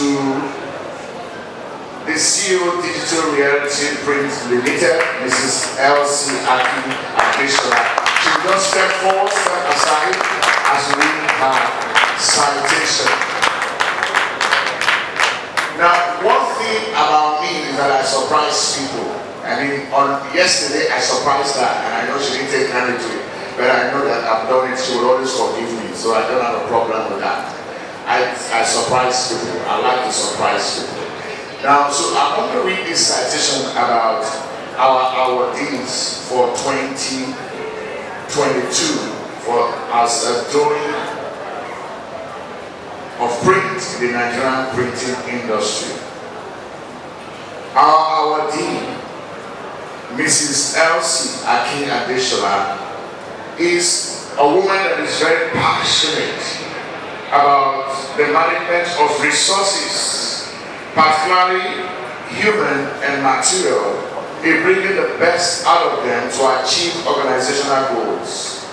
For over 23 years, she's been involved at different levels of human capital management, staff development and empowerment, leadership, and strategic management. Mrs. Elsie Akin Adeshola in the last 15 years has successfully evolved to become a professional authority in the printing industry. She is currently the Chief Operating Officer at Digital Reality Print Limited, a dynamic state-of-the-art printing firm situated strategically in Lagos, Nigeria. She's a graduate of English and an alumna of the Lagos Business School, Nigeria, and Strathmore Business School, Nairobi, Kenya.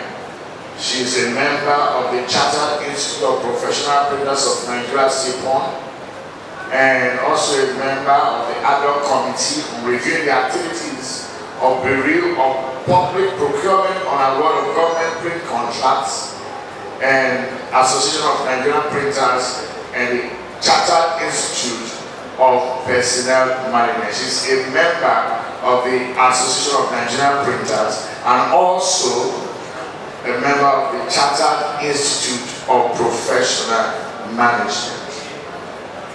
Mrs. Elsie Akindele is an articulate public speaker, as we saw today, with several presentations, having attended various fairs and exhibitions, including Drupa Fair in Germany, Nipex Exhibition, United Kingdom, Festival South Africa, SGI Dubai, Print United USA, and Print Bayana in India.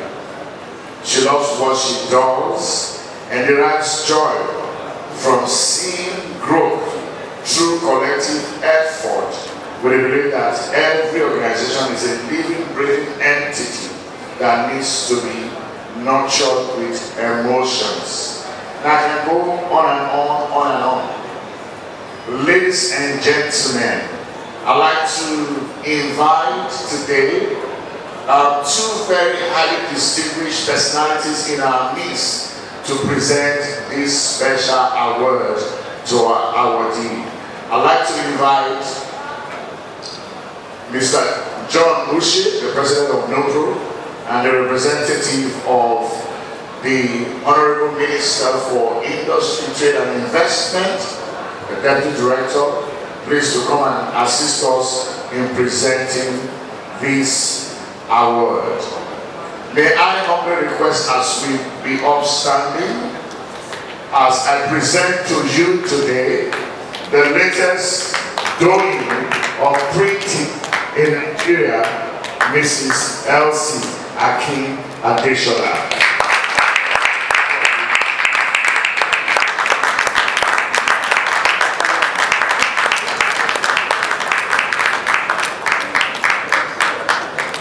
Please, can we keep giving her a round of applause?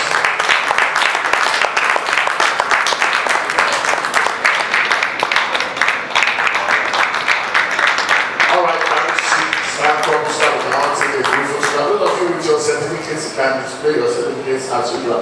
Please, your time here is not wasted. You're going to be going with a pack of your refreshment and a nice mug, all right, of make print business profitable again in Nigeria. Very beautifully nice design mug sponsored by our chairperson. We also, if you happen to have put or you have registered, the chairperson and I are putting together a startup pack. You know, once we take a list of your names, we'll do a little draw. I will communicate to you about the startup pack for you for being part of this event. Also,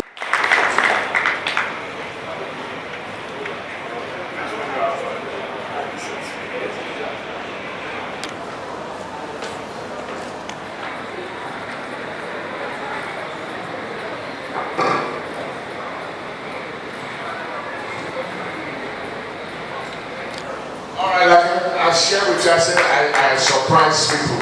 My beloved awardee, Victoria of Printing, the husband is here, and I just like to invite the husband to come forward and join us in the group photograph.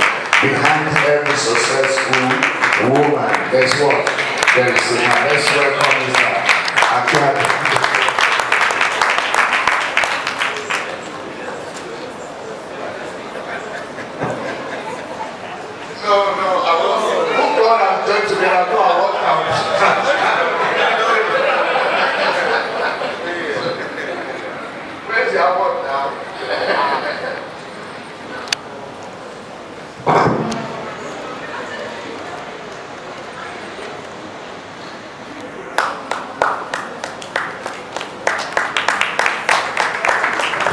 Can I invite two of our staff, Nora and Juliet, to join us? Nora and Juliet to join us. We are coming to our end.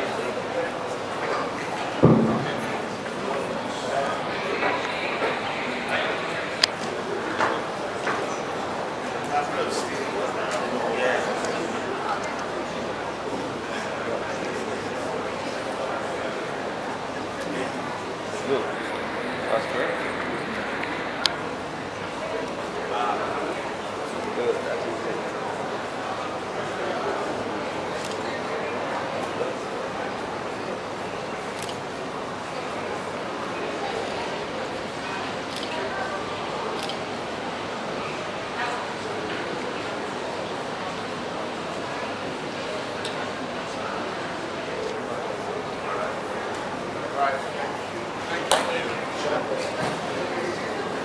Thank you very much, sir. That's why Nipex is like a family affair. Thank you very much. Congratulations, the brilliant. Congratulations, ma.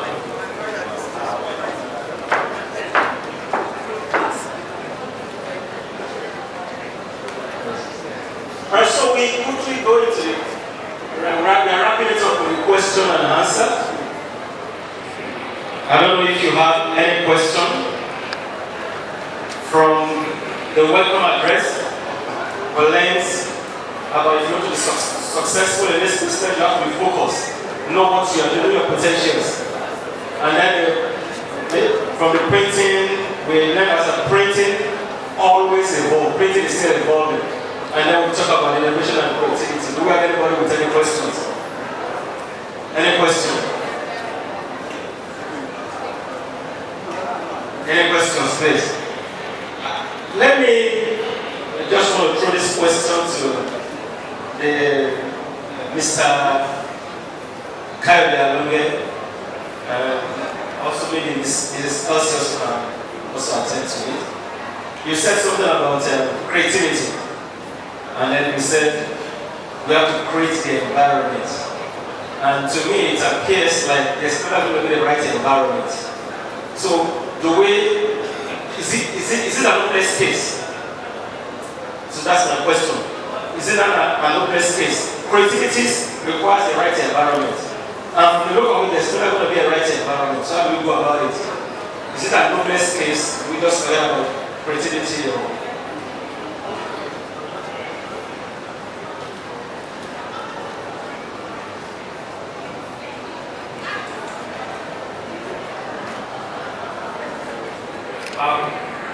thank you so much. It's not an hopeless case. The reason is that there is almost anything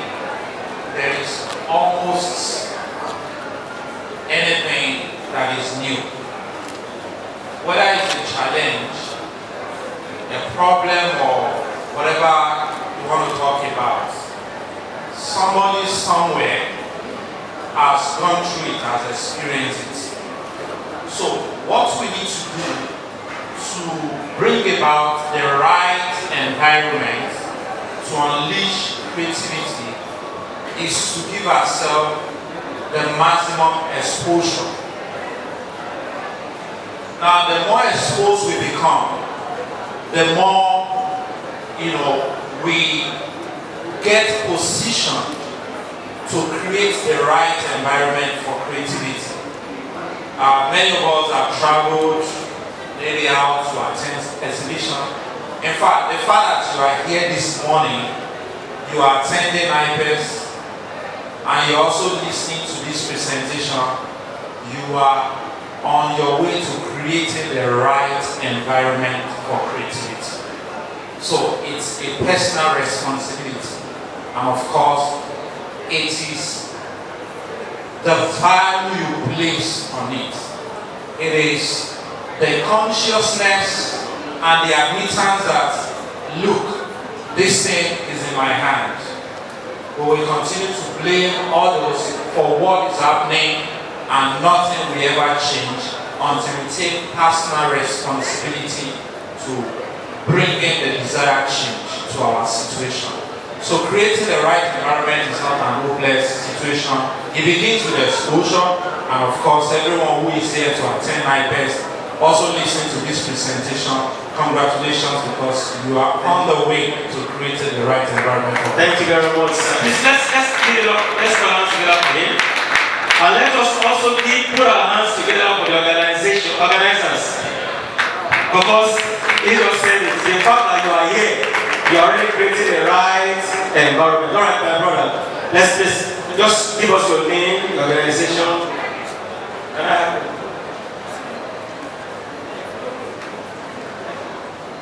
Just give us your name and your question. My name is Nelson Omoko. I came from Port Harcourt. And I want to say a big thank you to all the people that spoke here today. Nice one, encouragement, and all. My person will be going to the Honorable Minister Minister of Investment, although he's not yet ably represented. I want to know if maybe you have one question close to him. The aspect of what are you doing with the bottlenecks we are having? Because when we innovate, we need environment, yes. But now we have this issue of diesel, we have this issue of paper, everything's skyrocketing. What is happening?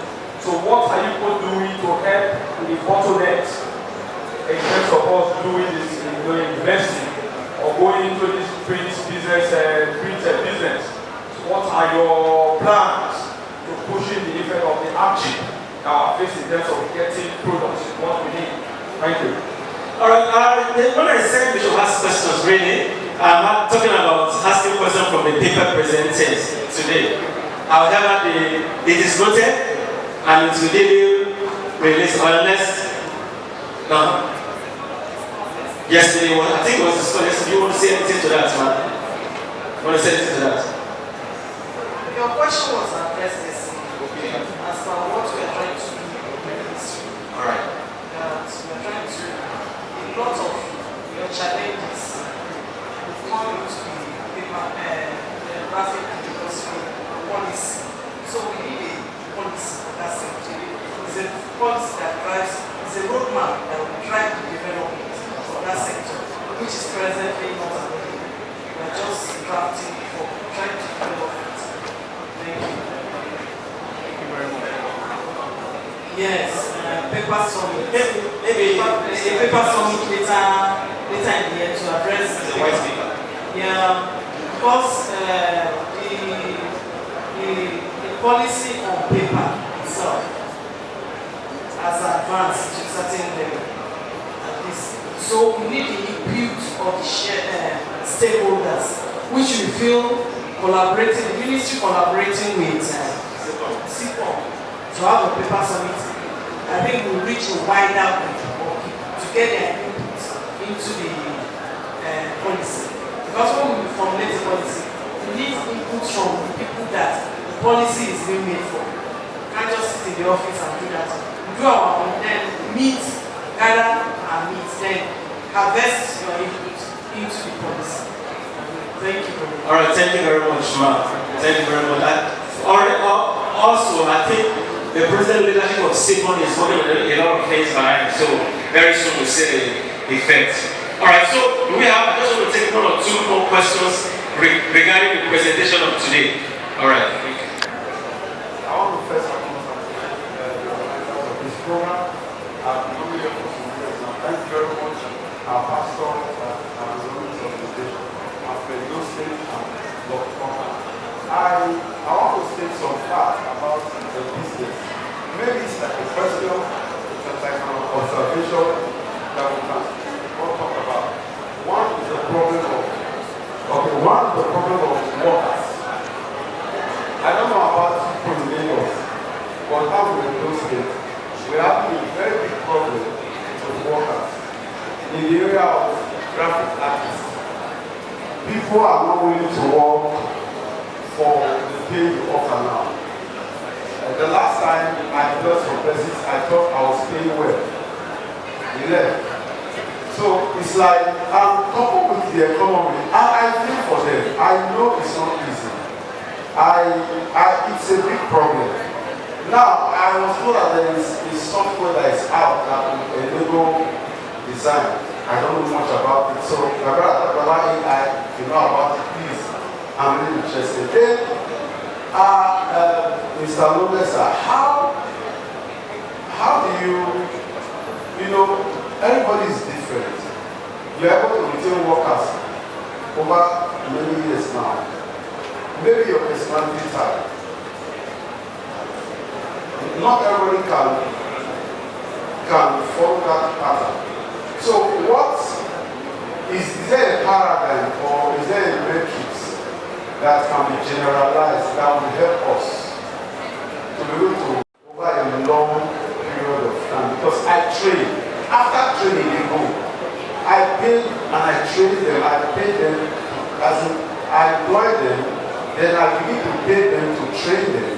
When they get better, they go. I try to be nice. In some cases I've paid school fees, I've enrolled jobs. So So I think maybe if there's a metric or there's a general principle that can be taught. I say it's Nigeria universal. Maybe not all over the world, but it's really the sphere of Nigeria. Then the other one is the area of energy. If there are new sources of energy, the way Nigeria is going now, please, you need to tell us that innovative way of if there are apart from diesel, and for if there are other ways you can explore. And the area of paper, I want us to look at this and throw more light so that if there are some things we don't know, we can go with it. Thank you very much. All right, I think the questions can be narrowed down to three or thereabouts. One has to do with staff. One has to do with staff. I mean, that has to do with recruitment, reward system, and motivating staff to prevent turnover of staff that we experience. All right.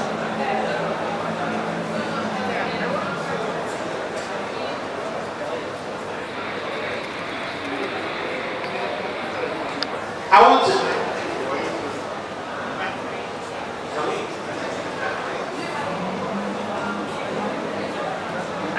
add on what Mr. Lonke said about staffing. Number one is relationship. I think I have similar experience with him. I have people who have been in my office for 15 years and more. If you have your staff as your family, most times, even the people who leave my office, they always come back anytime they are passing my office to greet me. So I think it depends on your relationship with them. Then talking about the graphic designer. My graphic designer currently works from home. With COVID, at times we become overprotective that we even harm ourselves.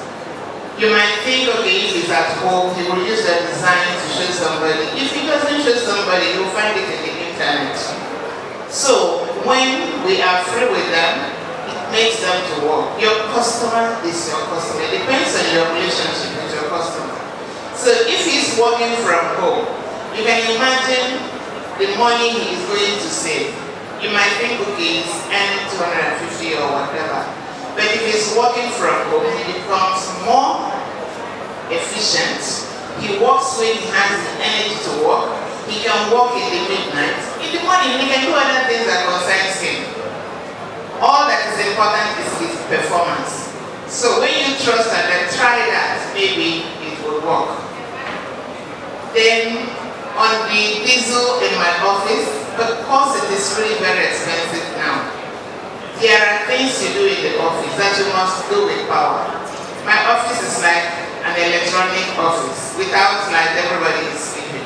But during this period, we have to create something. That is where the creativity that they are talking about comes in. We said that anything that has to do with system, they will do it between 10 and 2 because our generator is big.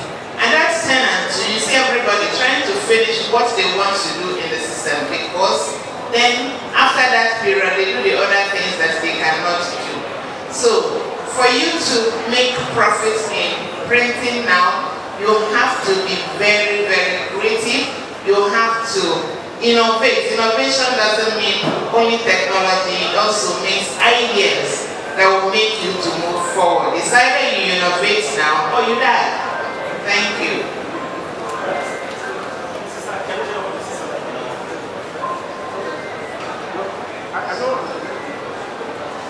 I just want to give you some level of comfort. You first of all have to stop blaming yourself or asking yourself, what is it that I did or what was I supposed to do? I've been in HR for over 23 years, that's my background. I can tell you, even the best run organizations still have staff turnover.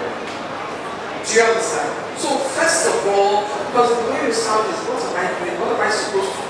Is there anything extra I'm supposed to do? Once your conscience is clear, that you bring the very best in your ability, have it that you have Sahoku, your essence. Because your ambition, your dreams, they don't have to it doesn't have to be their dreams.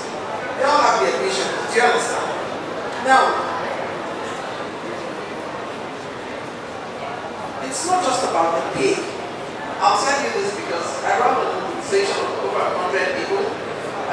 start with my driver. My driver has been with me for 21 years. He was working for my husband, not for me. And you know the mean, it's difficult to work with a woman. It's very difficult. He got to a point, 5 years into his working with me, he got to a point that if my husband calls him to say, go somewhere, he's like, I come here, I go to ask madam. And it almost caused a problem in the house. My husband was like, are you alright? I'm asking you to be say, okay, I beg, you can do as madam. Where am I going? 21 years he's been with me. It took him 15 years ago. We were riding from work one day, and he said to me, madam, do you know where I like you and I've been working with you for so long? 15 years ago. And I said, I don't know. He says, you are the only boss that I have that when I come to work on Monday morning, she looks me in the eye and says, how was your family? And she remembers all the names of my children. And she asks, if I say, oh, and then I was ill last week, she follows up. So it's not about money all of the time. The soft issues are very negligible. The ones that a lot of people operate, you see guys, they come to the press, they want to work.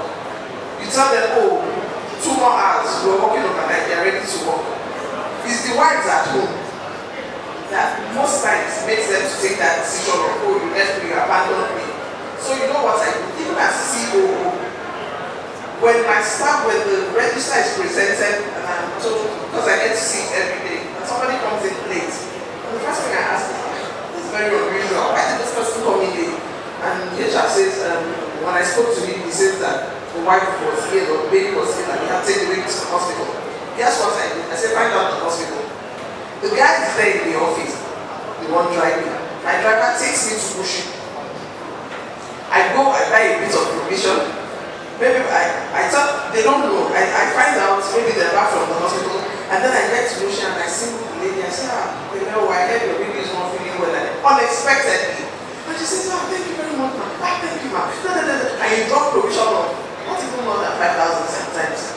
And you leave and come back to the office and act like nothing happened. You see that guy? The next time you tell him to walk over, and you say, madam, how many nights? Because you say, oh, you have the best. No, madam, actually, do you understand? So, yes, there's an issue to finance and all of that, but a lot of us are very emotive. We react to emotions. Those softer issues, your staff has a wedding, not immediate to the brother in a kitty state. I travel, my staff all know. The ones, and it has nothing to do with my top staff. The operator that thinks I don't know, I just put them, and he's running around confused. And then I say, no, that's another, everybody's eating, that's what I want. Do you understand? So you need to walk the talk. Yes, you get conducive atmosphere and everything. But if you say, I pay school fees, I do this and this, and you don't act as if you are one of them, just like Mr. Longe said, non-verbal communication is very strong. They'll just feel and say, oh, it's just vain because it's vain. There will be those who will get that into your head. It has nothing to do with you. But just do the right thing. The ones that will stay will stay. Thank you. If you don't mind, I'll just start with that. Times have changed. So the things that were important yesterday are really no longer important today. If you study the Marshmallow hierarchy of needs, at the top of the pyramid is self-actualization. When you get to that position in life that you become what you're looking for in work is no longer money, but it's to leave a legacy. Many people never grow in their hierarchy of needs to self-actualization. Now the boss who will make it in this dispensation is the one who can bring that cleaner, that operator who has no education, learned on his own, did everything by himself, felt betrayed by the country, felt betrayed by the government, because it feels that there is no one that has helped him achieve the little he has achieved. The boss who will succeed in this generation is that boss who can bring that person to the level of getting to that level where they feel they have arrived. So your job is to bring them to that level. And to do that, as many speakers have rightly said, it's no longer about money, it's purely about relationship. Are you able to show up when no one is showing up for your staff? Are you able to appear? Are they able to feel, oh, when all the hope is gone, don't worry, my office is behind me? Are you able to do that? Are you able to deprive yourself of driving a brand new car at the expense of making sure that the transport costs of your staff are being paid as at wages? So it comes back to us. It's never the fault of the employee. The employee is just, as they call it, the man that has no deal. Just walking about the street looking for actualization.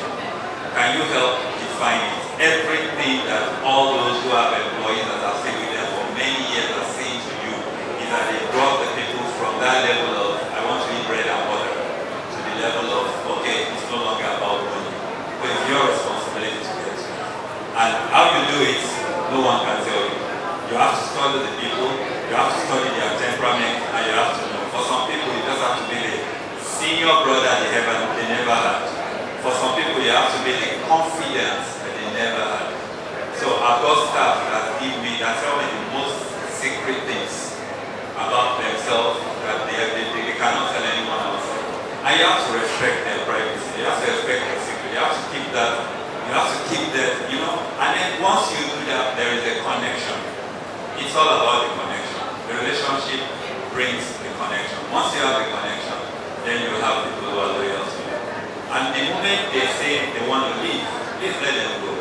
That is you created in another environment. That is a test, a litmus test to show if you actually rubbed off on the person. So I will probably say that about 16 engineers have passed through me and have gone and they're doing very well anywhere in the world. So that's the pride that I get personally. I look at the guys and I say, oh, if it's for this one, I want to continue. You can also get to that level. Thank you very much, sir. Just, okay. Yeah, thank you very much. I wanted to ask a question. One, I think relationship is key in every sphere of life, including our working experience. The remuneration is never enough, whether in government or in the private sector. It's never enough. But in this very industry, passion is one of the key words that will keep anybody. Now, for some of us, say the 80s backward, when we started came into this, it is the issue of passion. Because like Akin did presented when I came in, now you can see that Britain is always going to become a trend in it. What we did in the 80s, for those of you who were here yesterday, I mentioned, in the 80s we were using, our surgical blade to go ahead, to be able, to plan the job, film and all, try to report color, try to make someone to look the way it is and all that. Now all those things are gone. That's the trend of the tell us. Now beginning from the 80s to the 90s and then we are now into the 4th century. So Britain is not the same. Now for us, we started in the 80s.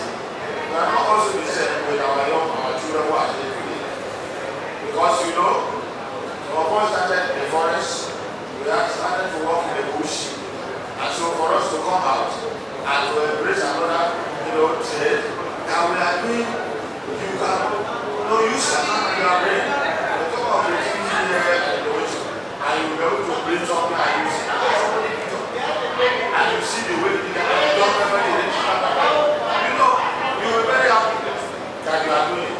But today is not so. The youth we have today, how many of them are ready to sit down and to learn?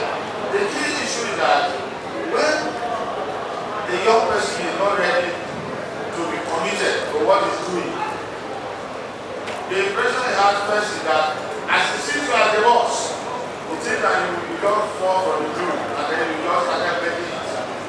And so you feel that you want to be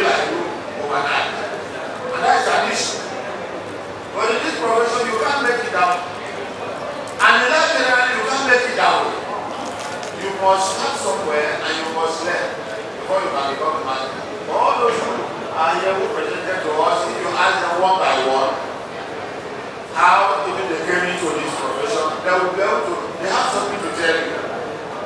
But like the stuff you are saying now, you have had some, they have provided a solution. It's not like that again. So you must look for a way. You are not going to hold that staff tight to say this is my staff, I rely on you, because you will disappoint you one day. But you can hold the staff loosely, but also pay what you are paying and looking for the best way provided you get, you know, the design you have for the best, you know, service you need that is given unto you.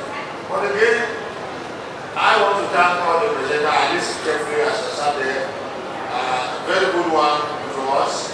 We have talked about the issue of innovation, you know, and creativity in our business. Talk about innovation and management. Now, for me, innovation and creativity, they are like twin brothers. They go hand in hand. And that is very key. Because if you are thinking of doing a new thing, of a trend, or having a new product, and then you must not create. Because if you are not creative, you will remain the same way. Like the example I gave you now, you cannot bring the design we used to do in 1980, 1990, you know, 95, you know, down to this time. You can't bring it now again. But again, because you are using the system will also make it easier for you. And that's the beauty of our profession. You are not going to suffer the way we suffer in those days. When you are finger in the chemical, you are trying to bring, you are trying to put on wanted pages and all that. But here today now, the system will not be looking at that, provided you have a good machine as you are doing that.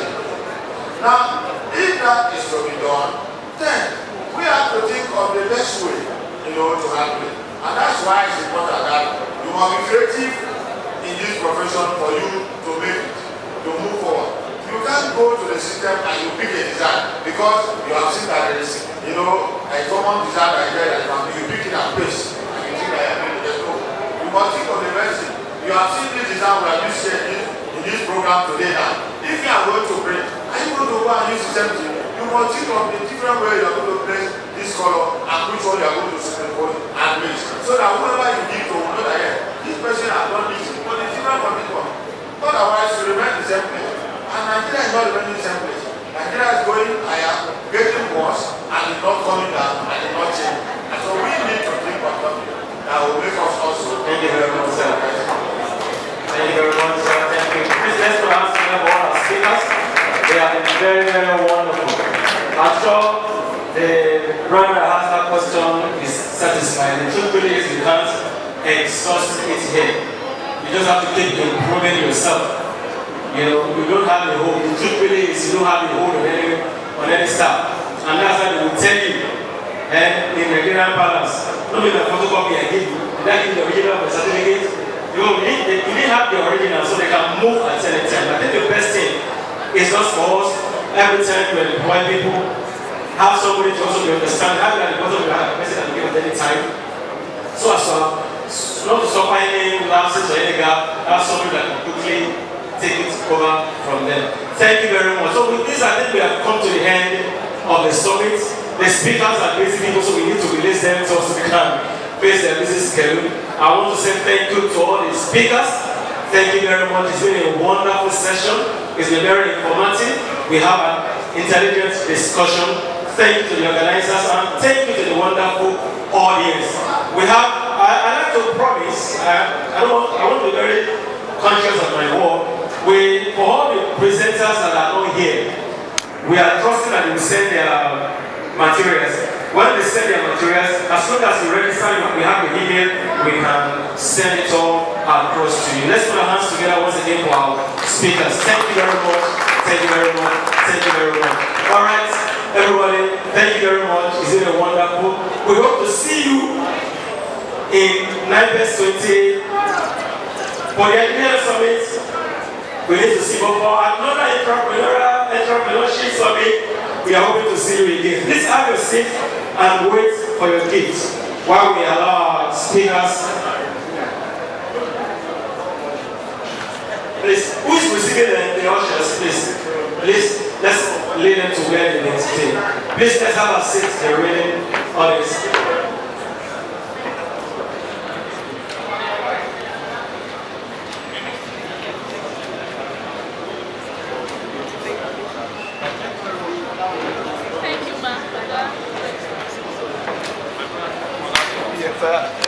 Pilot Daniel, you want him?